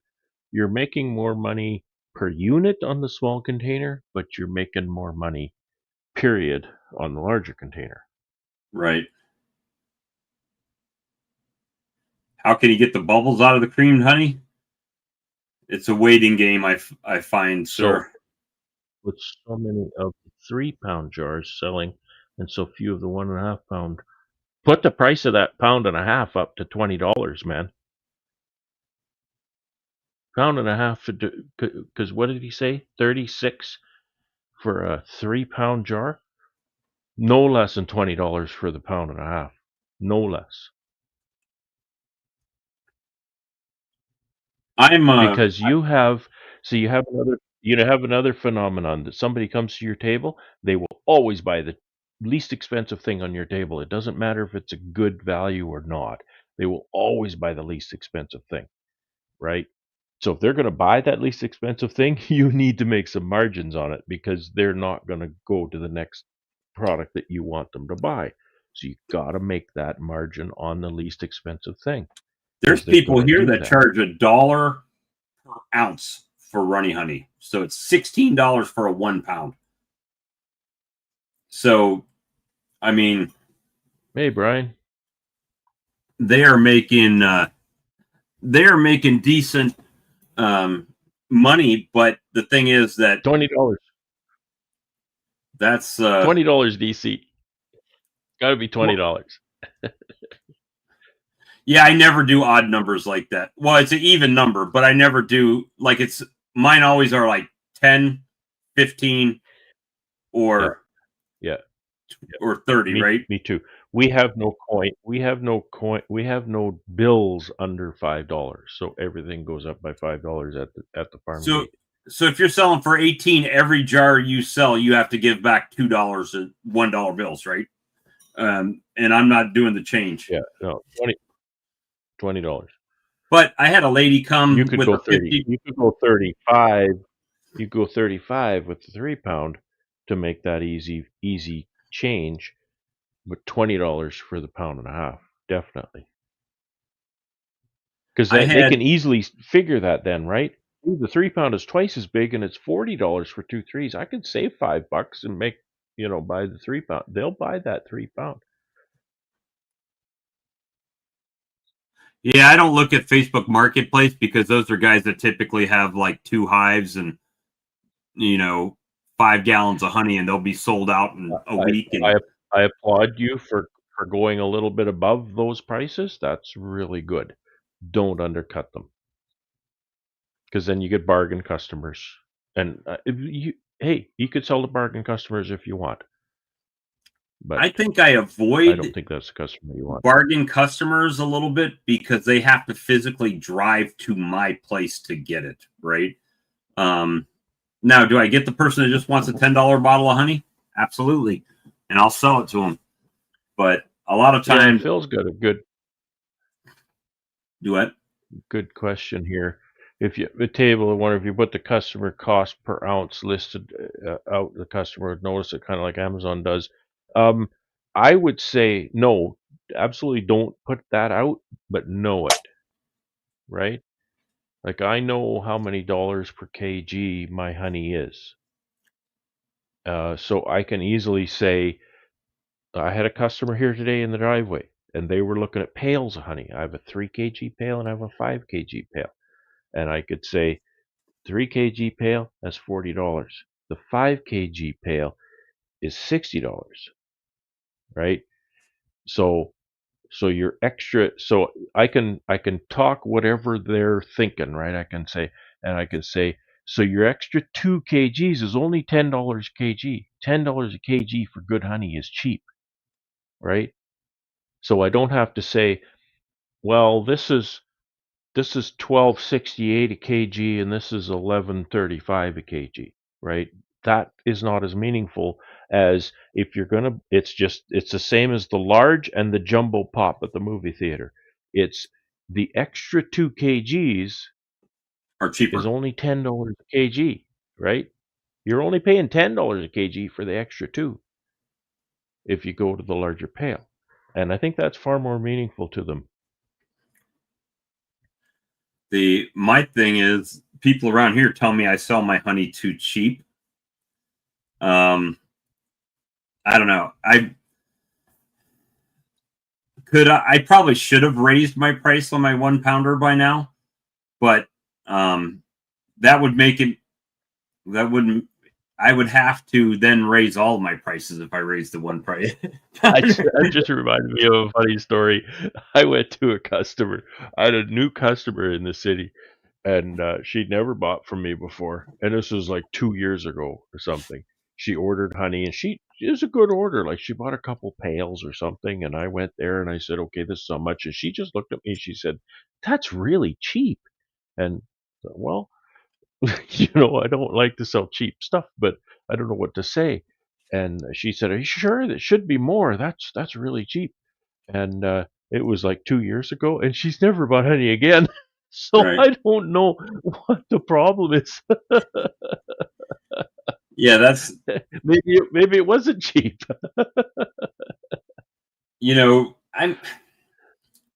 My pricing structure works for me, and nobody's ever complained that it's too high, which means it's probably too low. But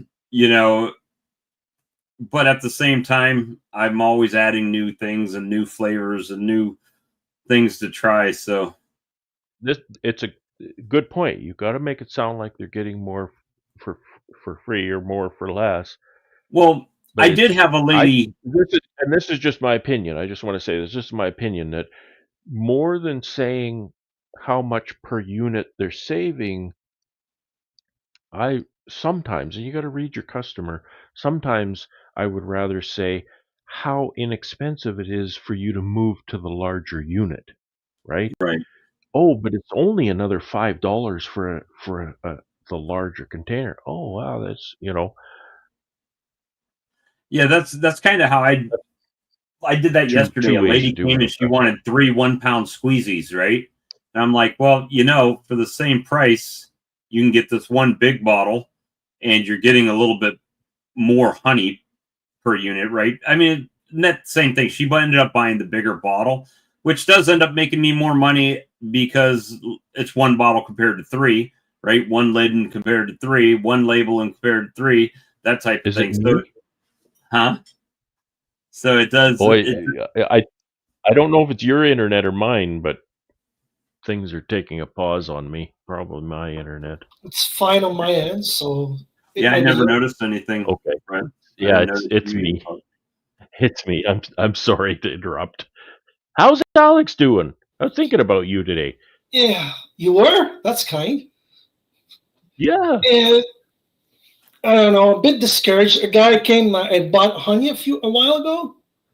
He said he wanted That more. should be encouraging, not the other way. He said no. Let me finish. He said he'd buy like pretty much all Okay. I had. Didn't call Okay. back. I called him back. He said, "Oh yeah, I'll call you back tomorrow." Didn't call back. And by the end of the week, I tried contacting him. He's not answering. So I don't know if I Yeah, you know pissed what him they off. say? You know what they say, Alex? You know what they say, Alex? And I'm going to be really crude here. So this is crude warning. If you don't want crude language, turn the volume I off don't because I'm care. going to say something crude. No, for everybody. You know what the saying is? Money talks, bullshit walks. And if the Right. guy doesn't have money, what he's saying means nothing, Right. right? Oh, I'll buy all the honey you got. Where's your money? Right. Let's make a deal.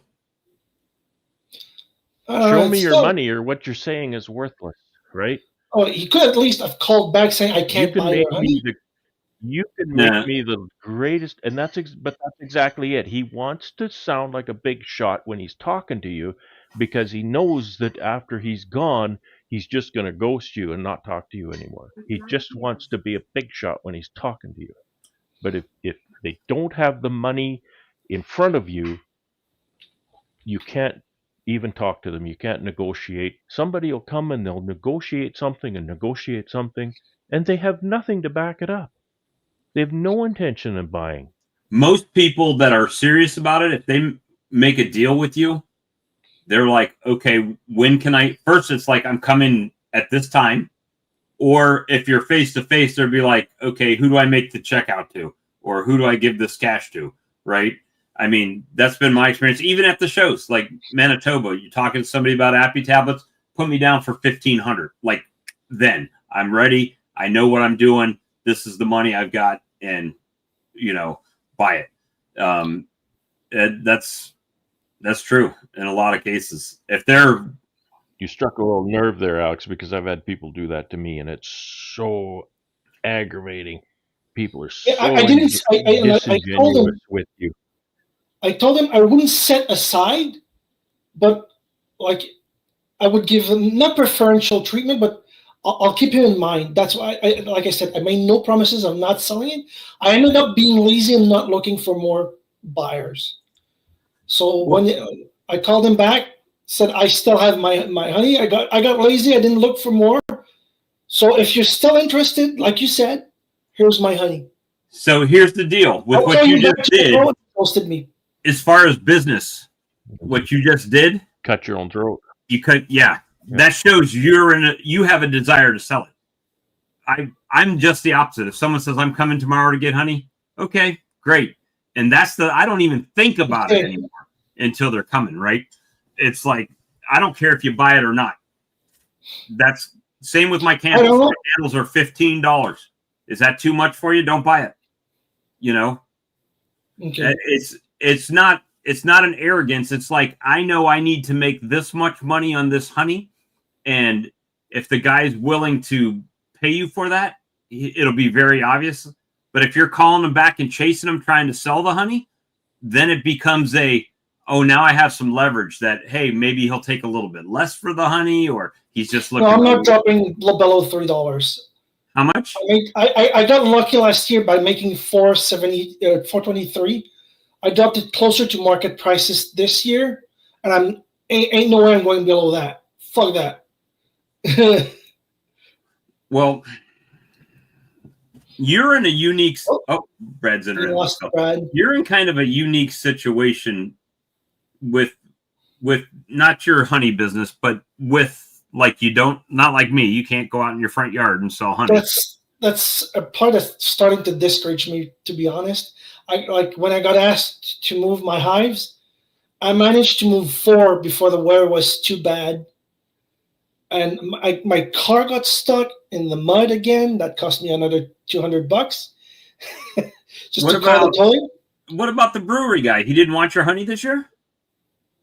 No, he didn't need any. I called a few people. The guy that bought some but ghosted me on the second order. The guy that bought last year at 423, he was good. And I haven't looked for another one. Hey, welcome back. Sorry, internet's been unreliable here lately. Well, if I had a street like yours, it would have helped so much, but I'm in a dead end. There's almost no traffic here. I have no traffic. I'm in the boonies. Well, I'm not in the boonies, but you can see it from my deck. Right. Yeah, I saw the satellite image of where you're near the lake, right? Yeah. Yeah, I have no drive-up traffic. If and do people stop at your house like Bob's do? Well, people come here, but people who come here aren't driving by. They come here, right? Okay. They make the trip, and they this is a destination. It's not like Bob where they're driving by. Well, Alex, what about this? But that's taken me 10 years, Alex. It's taken me 10 years for that. It's not day one. What about the farm, like the places that you have bees? They won't let you set up out there to sell your honey, like a table or something? Or is it no traffic? Have you looked at that option? I mean, I'm just brainstorming on the fly here. The thing is, well, one of them already has honey from other. Why don't they have your honey?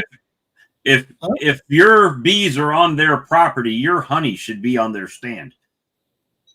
Not the other person. The thing is, it's right next to a heavy machinery school. It's really out of the way. The strawberry field, it's really out of the way, next to a heavy machinery school. The first one, I could potentially do it because they also sell flowers and stuff like that. You don't have a packer near you, like somebody that does creamed honey, like Brad has. I don't know. You can say, hey, you want to buy this honey from me? Market price? Because I've been packing it myself, and since it's really small scale, I haven't had the government come down on me. But if I want to start selling more, I should get it packed, yeah, by an actual service. No, I'm just saying that they might actually buy your honey from you, all of it at one time, and be like, done, because that worked for you in the past. Because I haven't thought about it, to be honest. I could talk to him about it. I mean, I'm only saying that because I saw a thing that Dancing Bee, and they're not near you, right? They're in Ontario, but or Port Hope, but they had an ad going that they were looking to buy honey. So I was just thinking that there might be somebody near you that's bigger than you that might need to buy your honey or something.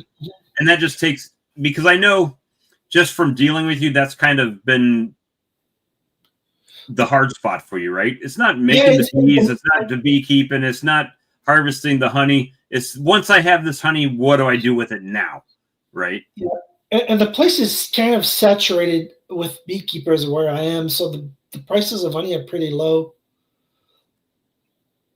I Right, lowered but the difference is like the 600 gram bottles to $10, and I sold way more, or I should say a lot faster, because it's still a bit pricier than, say, store-bought honey, but it's not $15. So I ordered for 600 grams. Let's say, how much is it? 600 grams. My 500 gram, Alex. My 500 is 10 at the driveway. Okay. But I don't sell. I never sell a 500 gram in the driveway. Never. I'll almost always sell a pail in the driveway, or multiple 1 kg jars. Usually because they're going to give it away to somebody else. I have a handful of 7 kg pails because I use these as That's a good size. feeders. Yeah. I use these as feeders. I just drill a few holes in them. They're great. It's basically a gallon, 7 kg. So they're great spring feeders. That'd be an $80 pail for me. That'd be an $80 pail for me. $80? how much honey do you have, Alex? Right now, about I've got maybe 13 to 15 pails left for 5 gallons. 5 gallon? Are they filled all the way up, like 60 pounds or 50 pounds? 60. 15 is 605. You got about 1,000 pounds. Roughly, yeah. Yeah, because like I said, I sold 7 pails to the first guy. So $3.65 a pound. I sell them at $3 Canadian a pound. $3 Canadian a pound? I sold them to the last guy. I can change it if I sell it to somebody else, but I sold them at $3 a pound for about roughly $1,250. That's what I got about. So if anybody wants to buy 1,000 pounds of honey, it would cost them in US about at $3 a Canadian a pound, $2,126. Yeah. If I had $2,000, I would hang up and go get in my truck and drive up to pick it up from you. I'd have to meet you. You'd have to meet me somewhere, but I would buy it all from you. And then I would play I could probably afford to do that too. I would put magical basswood honey. Unfortunately, I only got 10 gallons this year of that stuff. But I had the pretty big thing is losses. that there's people in, well, obviously, if I was coming back across the border with 2,000 pounds or 1,000 pounds of honey, there might be some questions. There'd be questions. What do you got in there? Paint. It's paint. Nothing. Nothing. Just empty buckets that weigh 60 pounds of water. But yeah. See, Phil, I can still look it up, but like from what I'm seeing, there's a lot of beekeepers around me, and I want to talk to Brad about this. But one of the guy I contacted, I don't know how much if he was trying to gaslight me or actually help me. It felt kind of in between, because he says, "Well, at 48, you're too old for this shit. Too much effort for not enough money. You might want to see small scale or stop it." You're an entirely different market than we are as far as like pricing of honey and stuff like that. Like Brad says he gets $4 and something a pound at, that's kind of his price per pound of honey,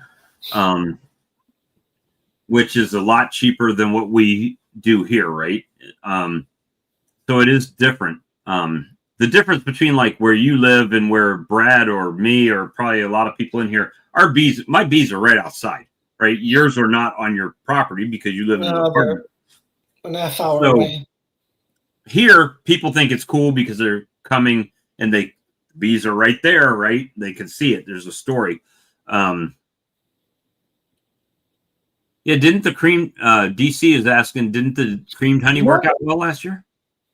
Not particularly. I'd say about the same as the regular honey, because creamed honey is kind of well known here, so it's not as novel as your place. Right. Is What about your new job? Do they know you're a beekeeper there? Yep, but it didn't take much. I sold like 5 jars. Oh, that's cool. They didn't call back. I do have some regular clients though.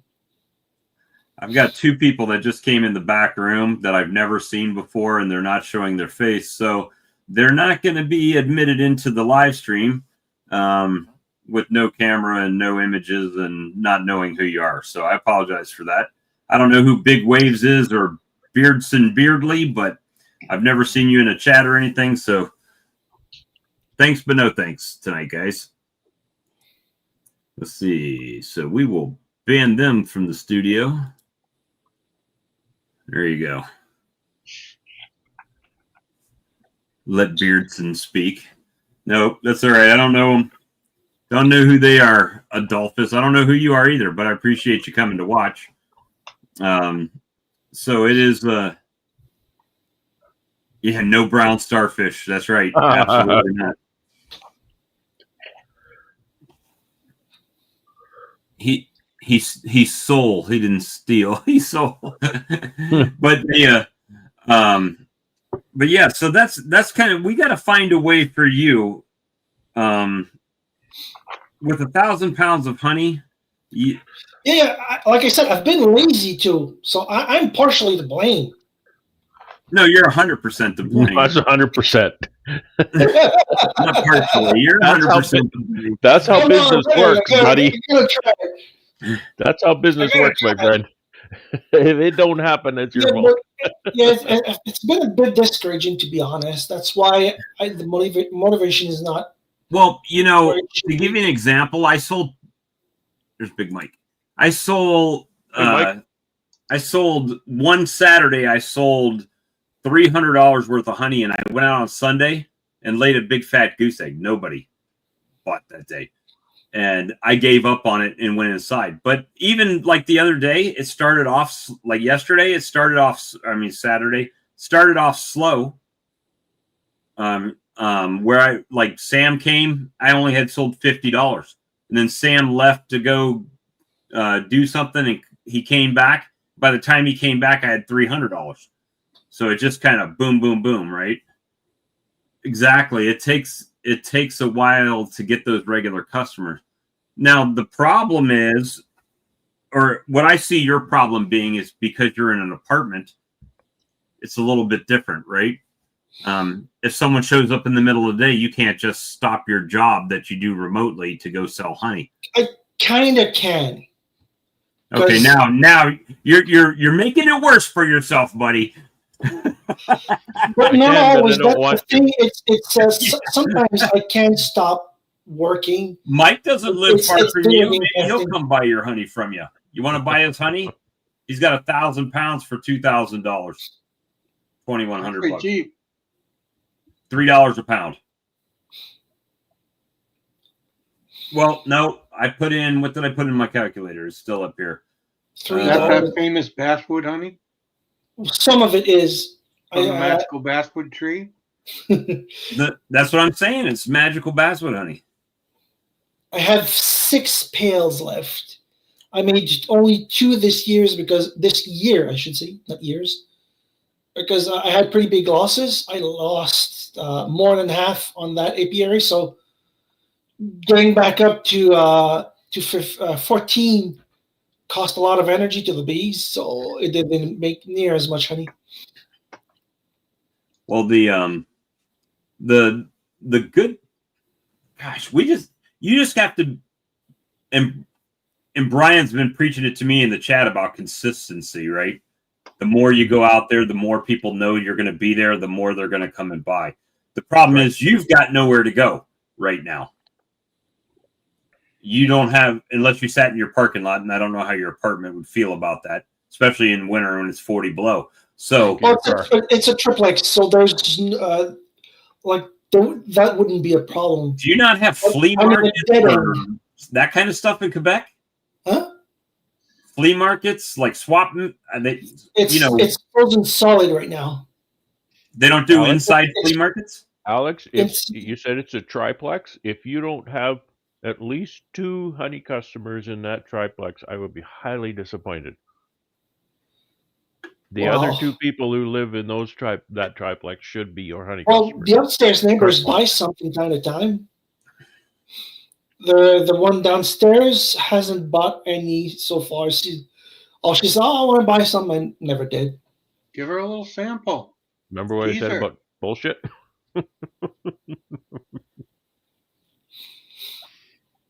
Yeah, I mean, it's just you have to find a place you can go, whether it's a flea market or a farmer's market or something.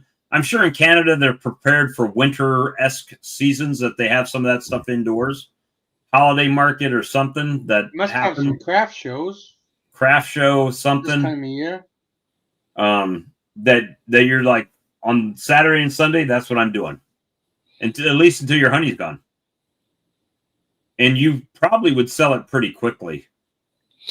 Yeah, but the thing is, faster than you think. When, like, my table that I load up, I have to reload it a couple times during the day, and then, like, now I have this one coming this weekend. Crap, I got to go bottle some more honey, right?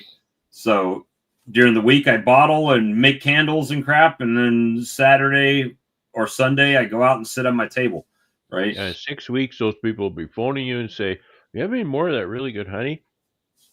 That's what's going to happen. Those aren't one-time customers.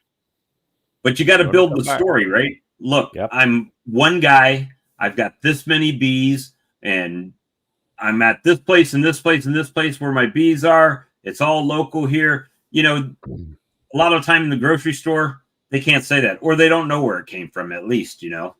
Involve them in your story. Make something up. Like, it doesn't have to be untrue, but just, you know, embellish some certainly kind of embellish story about beekeeping. truth. Yeah. Make up some stories about your beekeeping. Things that actually happen and things that you do, but just make it interesting. And the people get involved in that. They love it. They love it. The magical I bring people here. I bring people come in the driveway, you know, in season, in, you know, June and July, basically. They come to buy honey. I always say, "You want to come see the bees? They're right over there." And more often than not, "Yeah, sure." And they just have the best time. I give them a little tour. They spend some time. Boy, that just means everything to the customer. And I love it too. I love having people come and see the bees. Well, they feel like they're part of it at that part point. of it now. Well, the idea you gave me earlier, Bob, and I'm feeling a bit stupid for not thinking about it, but asking one of the farmers to sell on his land, see if that would work. That's a good idea. Yeah, I couldn't do that because the setup wouldn't allow it. But the first guy, the magical basswood, he's got a storefront where he sells flowers. And I bet you that 1,000 pounds over the next year would be gone quick. So yeah, I might keep that 1,000 pounds and get more than $3 a pound. Yeah. Well, you know what I do for a guy like that? I would brand the honey. I would say Faith Apiary's honey, whatever the guy's, if it's, you know, Joe's Dude Ranch or something. Exclusively Faith Apiary's honey, Joe's Dude Ranch Select, you know, from the property. You know, I'd make a big deal about that. People would love that. Come into the store. Wow, that's from the property. That's from honey from right here. Yeah, I mean, I would need to actually find a packer, see how much that costs, because, like I said, I gotta keep below a certain volumes, to avoid getting too much attention from the government. It's like they tolerate, like, if you don't sell too much, but if you go beyond a certain volume, you gotta deal with a packer. Is beyond a certain volume the 1,000 pounds you have? It's subjective. Well, that's the thing. It in the way you want it. Well, you gotta buy some protection there. You gotta buy some protection out. You gotta know who to talk to. That's interesting. I mean, we have the same rules here, but I can sell 4,800 pounds directly to the consumer myself. It's only when I sell it to somebody else that resells it that then I have to have like that special licenses and stuff. But here's the catch. Nobody knows how much honey I make or how much I sell. And on top of that, nobody knows if I sell it to, let's say I came up there and sold it to your guy that owns the farm. They don't know how much, well, I guess there would be a receipt involved, but once I sell it to him, it's no longer my honey. It's his honey. He can do whatever the hell he wants to with it. If I gave him a great price on it and he does whatever he does with it, it's on him then, right? Or if the bees are on his property, how do they know those aren't his beehives? How did they know he didn't produce that honey? Like I said, since I'm not too worried about it, since I deal with pretty small quantities, I know I'm no like large producer. Well, see, and that's who the government goes after first, right? They'll go after the Ian Stepler before they go after the LaGrange bees, right? That's a big fish. You're a little fish at this point. Yeah, because I managed to sell 2,000 pounds last year. Like, and I turned in my receipts for my taxes. They never bothered me, so I'm not worried too much. But it's still like on the back of my mind. But yeah, I could try and contact the farmer, see if I can just. I have a table, like an unfoldable table, and I've been making candles. God, without mold release, a metal mold is a pain in the ass. I'll tell you this. I challenge you. How is it still? You getting a little of a heat wave still, like everybody else is, like 55? No, it's starting to freeze. I was cold there. I was gonna tell you to take out a table, set it in your parking lot with just a sign, like you remember the kids used to do lemonade or Kool-Aid stands. I would. It's not too cold. I could do it in the weekend, maybe if the temperature doesn't drop. Because right now we're right around freezing. Goes a little above, goes a little below. Yeah, but in Canada, people are still leaving their house to go do things. Yeah, that's why I said that. I could like that. They won't go outside. There, it's normal, right? If you were sitting out there, and I'm telling you to do this, not that you'll sell a ton of honey necessarily at that table, but everybody that's on your street that goes by will see you're a honey guy that lives there. And if they do stop, now they know you're their honey guy, right? You'd be the honey bear. I'd have a little flyer or a business card. I'm your local honey guy. Every windshield wiper, every windshield in the whole area would have one of those. Every mailbox. I'm your honey guy. Contact information. Because I mean, who doesn't want a honey guy that's lives right nearby, right? Everybody wants that. Here's another thing, and thing ever. I'm the and make it clear. I'm the beekeeper. I keep bees in such and such an area. I live right in your neighborhood. I'm your honey guy. You know. I'm going to show everybody how important this is, and hopefully it doesn't backfire on me. But please, if you have not done this, do it tonight or first thing in the morning. Because it has played huge in my business. All right, I'm going to do an entire screen share here. Obviously, my computer, ladies and gentlemen. And I can say, honey near me. Boom. Look who's the first person that shows up. First freaking hit. Me, guess what? Then Sam. And you can do the same thing in my area, and guess who's the first hit? Sometimes Blythewood Bee Company will show up first, but then it'll say sponsored at the top, where they're paying Google to put them at the top. But when they're not, I'm the first one. So definitely go to Google. Everybody go to Google and claim your business. Claim it. It's free. It doesn't cost you anything. Go on to Google. Say, I need to that's claim good my advice. business. Claim your business on Google. Definitely. I already have. Good move. Everybody And needs to then do that. when people are near you, if somebody in your building, for instance, says, "Where's the closest place I can get honey?" Boom, Alex's apartment's going to show up. Yeah, this In guy your phone upstairs. number. That's where. And I would say your social media, but you don't have a social media or a phone. I just thought of something. An apartment complex, a small one, 15. Yeah, 15 apartment is Look at opening that. soon. Phil said he claimed his and got $500 in free advertising. Yep. Yeah, they give you free advertising for trial.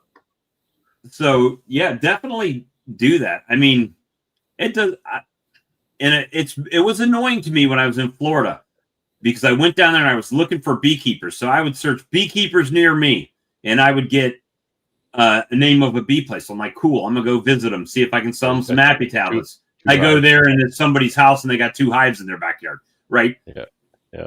And it says honey sold here. It's the gamble, but that's what you want your customer to be able to do. Yep. There's a swarm. Oh my God, who do I call? Beekeepers near me. Alex pops up. Alex, here's some free bees. You want them? Go get them. You know, that happens all the time.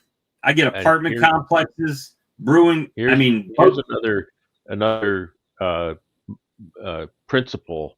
If you're selling honey in the jar, right? I mean, if you just want to put it in a barrel and blow it out the door, that's your business. But if you're selling honey in a jar, if you run out of honey before harvest time, your price is too low. Okay? So you're leaving money on the table. Because there is no reason you should sell all of your honey before you have more honey. Right? You should have consistent customers, consistent supply, always have honey for your customers when they call. And don't get in a big hurry to sell it all, before New Year's kind of thing. That's not what you want to do in my opinion, right? Right. Mine should last to my next harvest. Right. Because typically October is my worst sales month because all the hobbyists have all their honey and they're blowing it out for no money at all. So people are buying their honey. And then guess who they start buying honey from when the hobbyists have no more honey? Me. Because guess who's always got honey? And guess who sizes his business so that he always has honey and he doesn't sell it all by February? I try to keep my business the right size so that I can supply all of the honey that the customers base that I've built. I can supply all of the honey they need by harvest, right? So I'll have more honey by the time they need more honey at harvest time. So this business of, oh my God, I've got to sell all my honey right away. Oh, I'm in no hurry to sell it. It's just I don't want it to get too heavy because I don't want to damage the floor, but that's about it. Well, it doesn't get more heavy over time, Alex. It's just so you know that. Well, it does when you had next season's on with last season. That's what I mean. Well, I mean, yeah, I work the same way, right? As far as my pricing, I know it can change. But when I go to my local grocery store a half mile this way or my local grocery store a half mile that way, and they have to pass both of those to get to me, I sell my local honey about what they're selling their local honey for in there. Actually, mine's a little bit higher. They're like $9 and some change. Mine's $10. So that's where I went with that. Just so if they are passing them, I'm not raping them when they get here, right? They're getting a good value for their product, I think. And then they got the story. But the thing is that one thing for sure, you can buy at the farm, that's worth tons because you can see where it came from. Guess what? Like what kind of food security? You can see where that product came from. Sorry, I dropped out for a second. Yeah. Well, not completely, but a bit of stuttering. Yeah. Well, so I mean, for somebody to come to your location And I know, Alex, you're a little different situation, but I mean, when people come here, they can see where the honey is made. I mean, talk about food security, right? People love that. They love that story, and they'll tell that story, and then other people will say, "Wow, that's great. Where can I get that?" You know, My Honey Guy. Look up myhoneyguy.ca. Where does that go to? My website. You want to go to My Honey Guy? I can Yeah, try but my now. website. Yeah. Well, Let's see. that's the I mean, that's definitely a one thing for sure, though, Alex. That honey ain't gonna sell itself. Yeah, for sure. No. It's not gonna jump off the shelf. And I knew at least a couple years ago you had aspirations to replacing your income at your job with the honey sales. And Yeah, it's not you're in an realistic. opportunity. You're in a great opportunity for that, as far as I'm concerned, because from what you told us in the past, that you like your job, but you weren't making like crazy a lot amount of money, right? Which tells Yeah. me to replace that doesn't take a lot of honey sales to replace that, what you were making before, right? So before your new job. But I'm not making much more, just a slight increase in salary. I mean, you're in the perfect opportunity. I mean, Brad's been doing it for 10 years now. 10 years, yeah. It's not Yeah, it always takes rainbows time. and unicorns, but Oh, no, there's some But- months it's pretty bad. Some months are awesome. Yeah, I would really like to have my own place to do this because from an apartment, it's rough having to travel.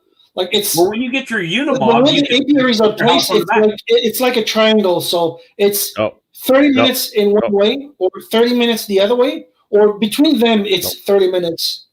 talk to the hand. So it's a lot of Talk to the hand. travel. Talk to the hand. You're looking for reasons you can't do it, Alex. Stop it. No, I'm not saying I can't do it. No. I'm saying it's annoying. No. Look for ways you can, and reasons you can, and reasons you want to, not reasons you Be can't positive. or don't want to. All right. We can all come up with lots of reasons we can't or we don't want to. There's all kinds. I would love to have a thing like Bob has where I can sit in my front yard and sell $500 worth of honey in a day. I can't Especially because this there's no time of year. drive-by traffic, right? But I Well- don't count that as I can't. I count that as a different model. That's all. And The it's hard. It's hard. Yeah, It sucks that's a lot of that's the time. that's what I mean by discouraging sometimes. Up to the paw. well, Right. I mean, let's say you make 40,000. I don't know that. I'm not Bye-bye. putting your business up there. What I'm saying is, let's say you make 40,000 a year. At Brad's model and pricing at $4 a pound, that 1,000 pounds, that's $4,000, right? So you need 10 times that. You need 10,000 to get there. Then I need a house or installations because I can't store more than what I have. So I'd have to find either to buy a house, which I almost have But- enough for a down payment. But I'm going to cut you right off there. What you're doing is finding reasons you can't do what you want to do instead of doing what you want to do and finding ways. When you To do do it. what you want to do and you find ways to get by, it's called growing pains. If you find reasons you can't do what you want to do, it's called a dream without a plan. And that's a dream without a plan is nothing. That's all I'm saying. Mm. Right? You look at a guy, I'm going to invoke a name, John Hill. You look at this guy. He started that company a few years ago. The guy didn't have anything. He didn't have space to put product. He didn't have He was stores putting together fronts. his He own did boxes. exactly like the kind of stuff he went through is unbelievable what he went through. And he didn't say, well, I don't have enough people to do this or I don't have enough space to do that. He just said, I'm going to do this, I'm going to do that. And he got in the middle of it and he went, wow, is this ever hard? and I'm going to do it anyway. It's hard. He's going to So decide what to do, and he's going to find a way to do it. That's all. sure. It's not think I want to do this and find all the reasons I can't. Well, like, how many colonies did you have at the basswood tree before? The most you had there? 15. No, 17 the most. Now I have, when I closed up shop at the Basswood, I had 14. All right, so 14 there, but that's the most you've ever had there? The most I had or ever had there is 17. And then you had the strawberries. That's 16 right now. So I think you've got 32 is, colonies. Sorry? You got about 30 colonies, 32? 32 is the max I've had, I think, or 34. See, there's options, right? Rent a locker. Well, there. I mean, and I'm just speaking from my place here. When I ran out of space or I had too many bees here, I put a post up on Facebook in my community. How many people would be willing to, well, how did I phrase it? Not sponsor, because they weren't paying anything, but host some beehives. And I had 40 plus people that came back and said, you can bring some hives out here. You can bring some hives out here. Yeah. Yeah. And then the only expansion problem is me. Right now, I didn't have enough hives to put bees in all these places, but I could pick the ones I wanted to put hives on, and they stay there all year round. The only thing I keep here is my excess boxes, right? So, I think if you put your mind to it, Alex, and you got over, and for me, it's fright, right? It's always, well, it's easier for me not to go ask somebody, can I put beehives out here? Or it's easier for me. There's plenty of days. It's easier for me. This is a holiday week. I should have my table up every single day this week because schools are out. People are going to traffic. You know, it would probably be a great thing for me. But I have this thing on Saturday night. So I'm kind of using that as an excuse not to go out there tonight because, I'll have to bottle more honey if I sell it all out in my front yard. You know, yourself out of it. Right. And that's exactly what you're doing right now. Is talking to yourself. I do it too. It's easy to do. And so you're not lonely on that situation. We're right there with you on a lot of things. But and for a guy like me, the very hardest part about running my own business is being your own boss. Being your own boss who is going to kick your ass out the door, go to cold call on a store, or go to set up at a market when you don't want to, whatever you have to do. Drive into the city and do a bunch of deliveries when you're having a bad day, you don't want to do it or whatever. That's the absolute hardest part of my job is motivation. Because I'm inherently lazy. And I'll be honest with you, there's been times that I've had stuff I need to do, and Brad's like, want to chat? I'm like, sure, right? And then we sit here and talk when I should be doing something else, but I'm doing that, right? But today I poured some candles. I chatted with them while they were cooling.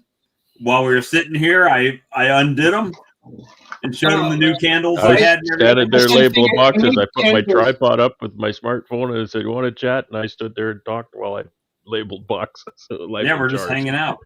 I made candles today, and God, it's a metal mold, and I didn't have any mold release, so I tried freezing and you push them in so they unstick from the side, and then I broke 3 during that.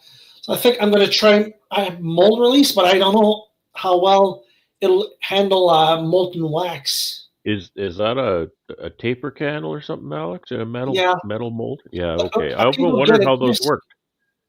Huh? I often wondered how those Overly would should work. work fine. Those You gotta get let metal- the candles cool down, and then you push them in. The unstick from the side, and then you can use the wick Yeah. to pull them out. Yep. But it's pretty hard without. I broke 3 out of 8. That's Matter not of a fact, very my good- candles, Give me a second. I'll go get them. my candles that I've been selling, some of them, they're not perfect. There's things about them, right? My customers don't know, and if they do point it out, I'll say, "Well, that's how you know I did them. They weren't made in a factory Right. somewhere, and I'm not reselling That's them. right. They were That's right. molded by me, right?" Now you get the stickers on the bottom.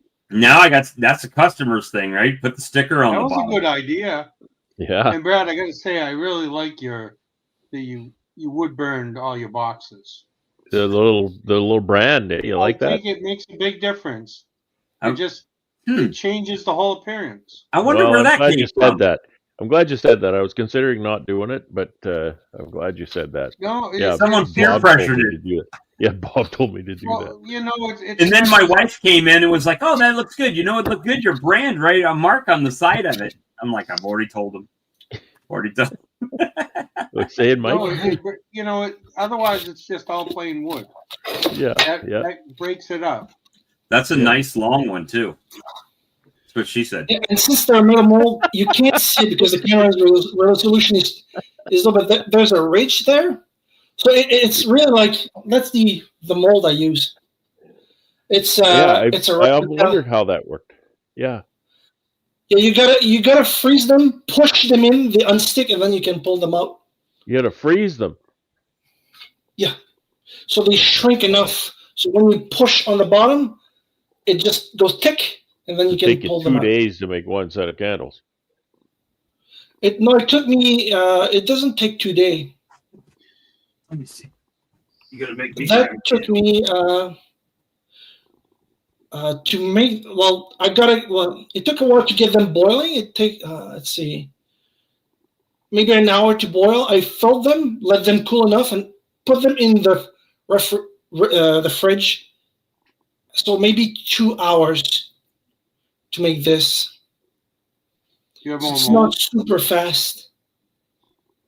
Do you have more molds? It's the only one I have. It's pretty expensive. It was like $200 for it, I've but got one it's in even silicone, I just pricier if I buy silicone molds.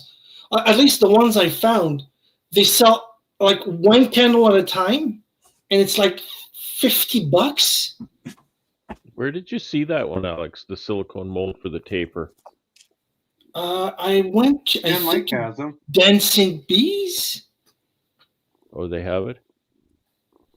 I have one think that- so, but it's been a while. I've have had a this shorter for over a one. year. Let me go get it. The thing I've had it for over a year, so I don't remember This is one that exactly I've been where I using. looked. What are you doing? What are you It's doing? not as long as the one that you got there. That's what she said. That's what she said. But 6 Yeah, candles. these at a time. are 12 inches, I think. That's Yeah. what she said. I think that's 12 inches.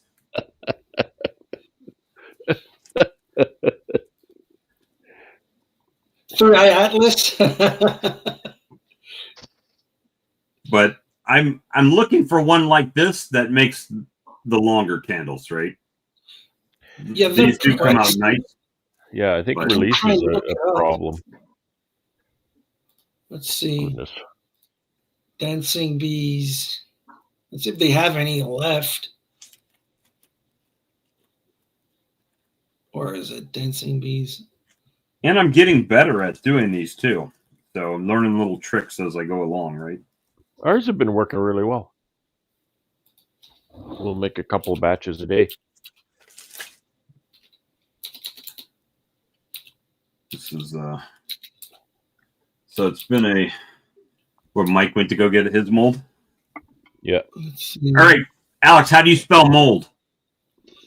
MOLD, All right. or the British way, you can add a U, MOULD. Well, I was always told this is mold with a U. MOLD is mold that grows on your walls, right? Or something. Well, Well, the site accepts both spellings. Candle molds. I don't put a U in it. Which one you got there, Mike? That's what I need. That's a good one. How long are those, Mike? I think about 6 inches. Okay, Is so that- it's a little longer than what I This have. does Mine are 8 at those a are time. 5, I think. Those are 5, Bob. I think those that you have. Well, I just happen to have both the measure and the candles. Well, I So know let's they see. are because I have the same one, and it's 5 inches.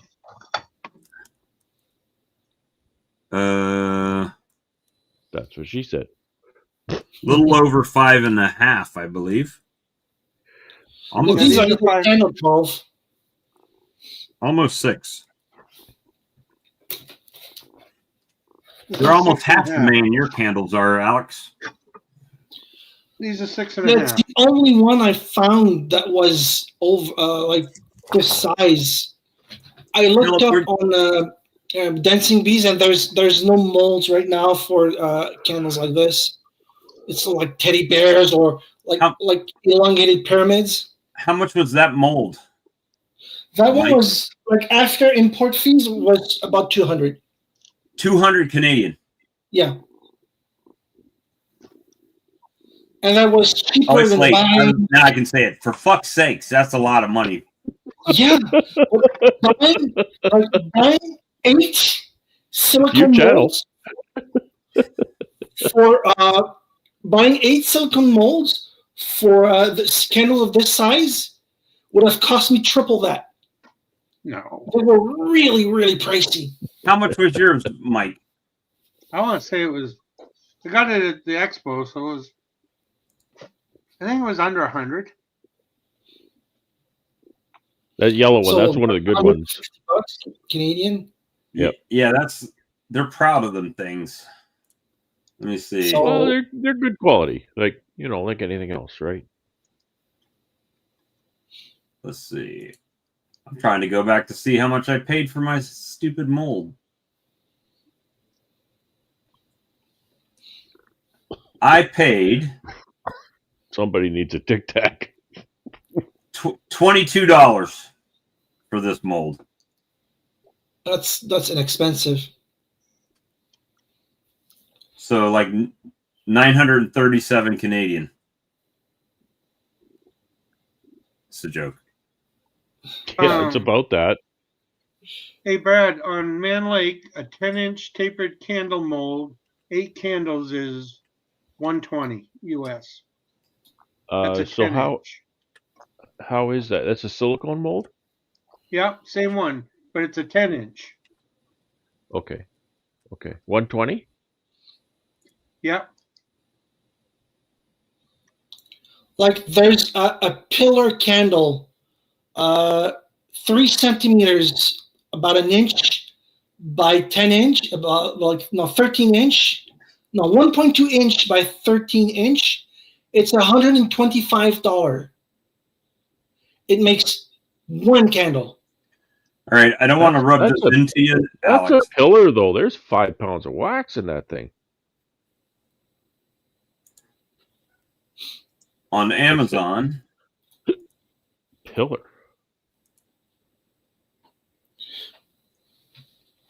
9-inch taper, 8 for $78. Yeah.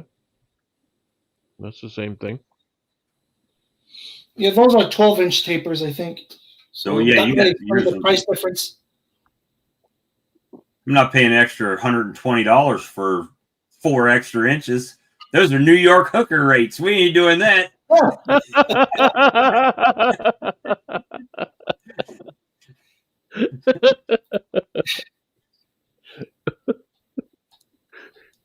Let's That's anyway. see. That's They So have I don't know if I can find something similar.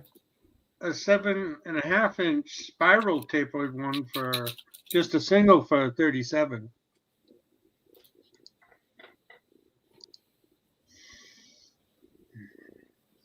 There's some really cheap ones that would probably deform under Phil, he said inexpensive. He didn't say expensive. Yeah, inexpensive ones. No. And Where you going? you know, Don't you have any bee supply houses near you? Yeah, Do but they they carry don't them? sell taper molds. That's the weird thing. the I was looking at something that I saw them do in Europe. Okay, so don't shoot the messenger on this. I just know at the Christmas markets and stuff in Europe that I used to go to, they used to sell. And my mom's probably got one in here somewhere. I have to find it. But it was all beeswax, but it was a sign or a that was made of wax. And of course, they colored it all nice and all that pretty artistic stuff, right? But it was 100% wax, and it had a cord in it, basically like thicker grade wick material. That was the hanger that you would embed into the wax, and you would hang it a wax sign on the wall. And the only thing that I found that's similar to that is now, because nowadays everything's acrylic, what do you call it? The epoxy resin stuff, that you can actually still buy those kinds of molds. Don't know if it would sell or not. Let me see. How did I find it? I just did a quick search for silicone molds, 10-inch candles, which is close to what I have here. $174. That's the closest one for a mold that makes 10-inch candles. So I didn't like compared to similar molds. It wasn't that much pricier. I think I should really try and mold release on these things, though. Here's something banging on my wall. But this right here is like a silicone mold, silicone, whatever you want to call it. But you could pour wax into this flat, and what they would do is they would run a string around the top over here, and it makes a wall hanger where you can hang the wax, you know, the wall art, if you will, on the wall. But, you know, would it sell? Who knows? If it doesn't sell, you can always melt it back down, that type of thing. I also for those candles, I also bought sealing wax, golden sealing wax, to sell them in pairs. And you could make a bee. I have a seal stamper with a bee, so I can make basically it's like something to bind them, two of them together with the seal, a golden seal with a bee on it. That was the plan. I just got to make more candles. I wish I could find a mold to do. My mom paid probably, I'm going to say $200+ for this candle in the 80s. But it's probably this big around and probably that tall. And it's got a very ornate design, like a medieval type design around it. And it just sits, you know, those little stands that have the spike in it to hold the candle in place. And one of those is just a decorative piece, but she paid, I'm sure, a couple $100 for that back then. And it's really cool. And if I can find it in my other room over there, I'll show it one time on here. But that's something that you can't find here that much, you know, stuff like that. And that's just different, right? Than everything else. Would someone buy it? I don't know. Have no idea. But they can't buy. like they say, Alex, that honey ain't gonna sell itself. So if they don't know they need it, they ain't gonna buy it. That's right.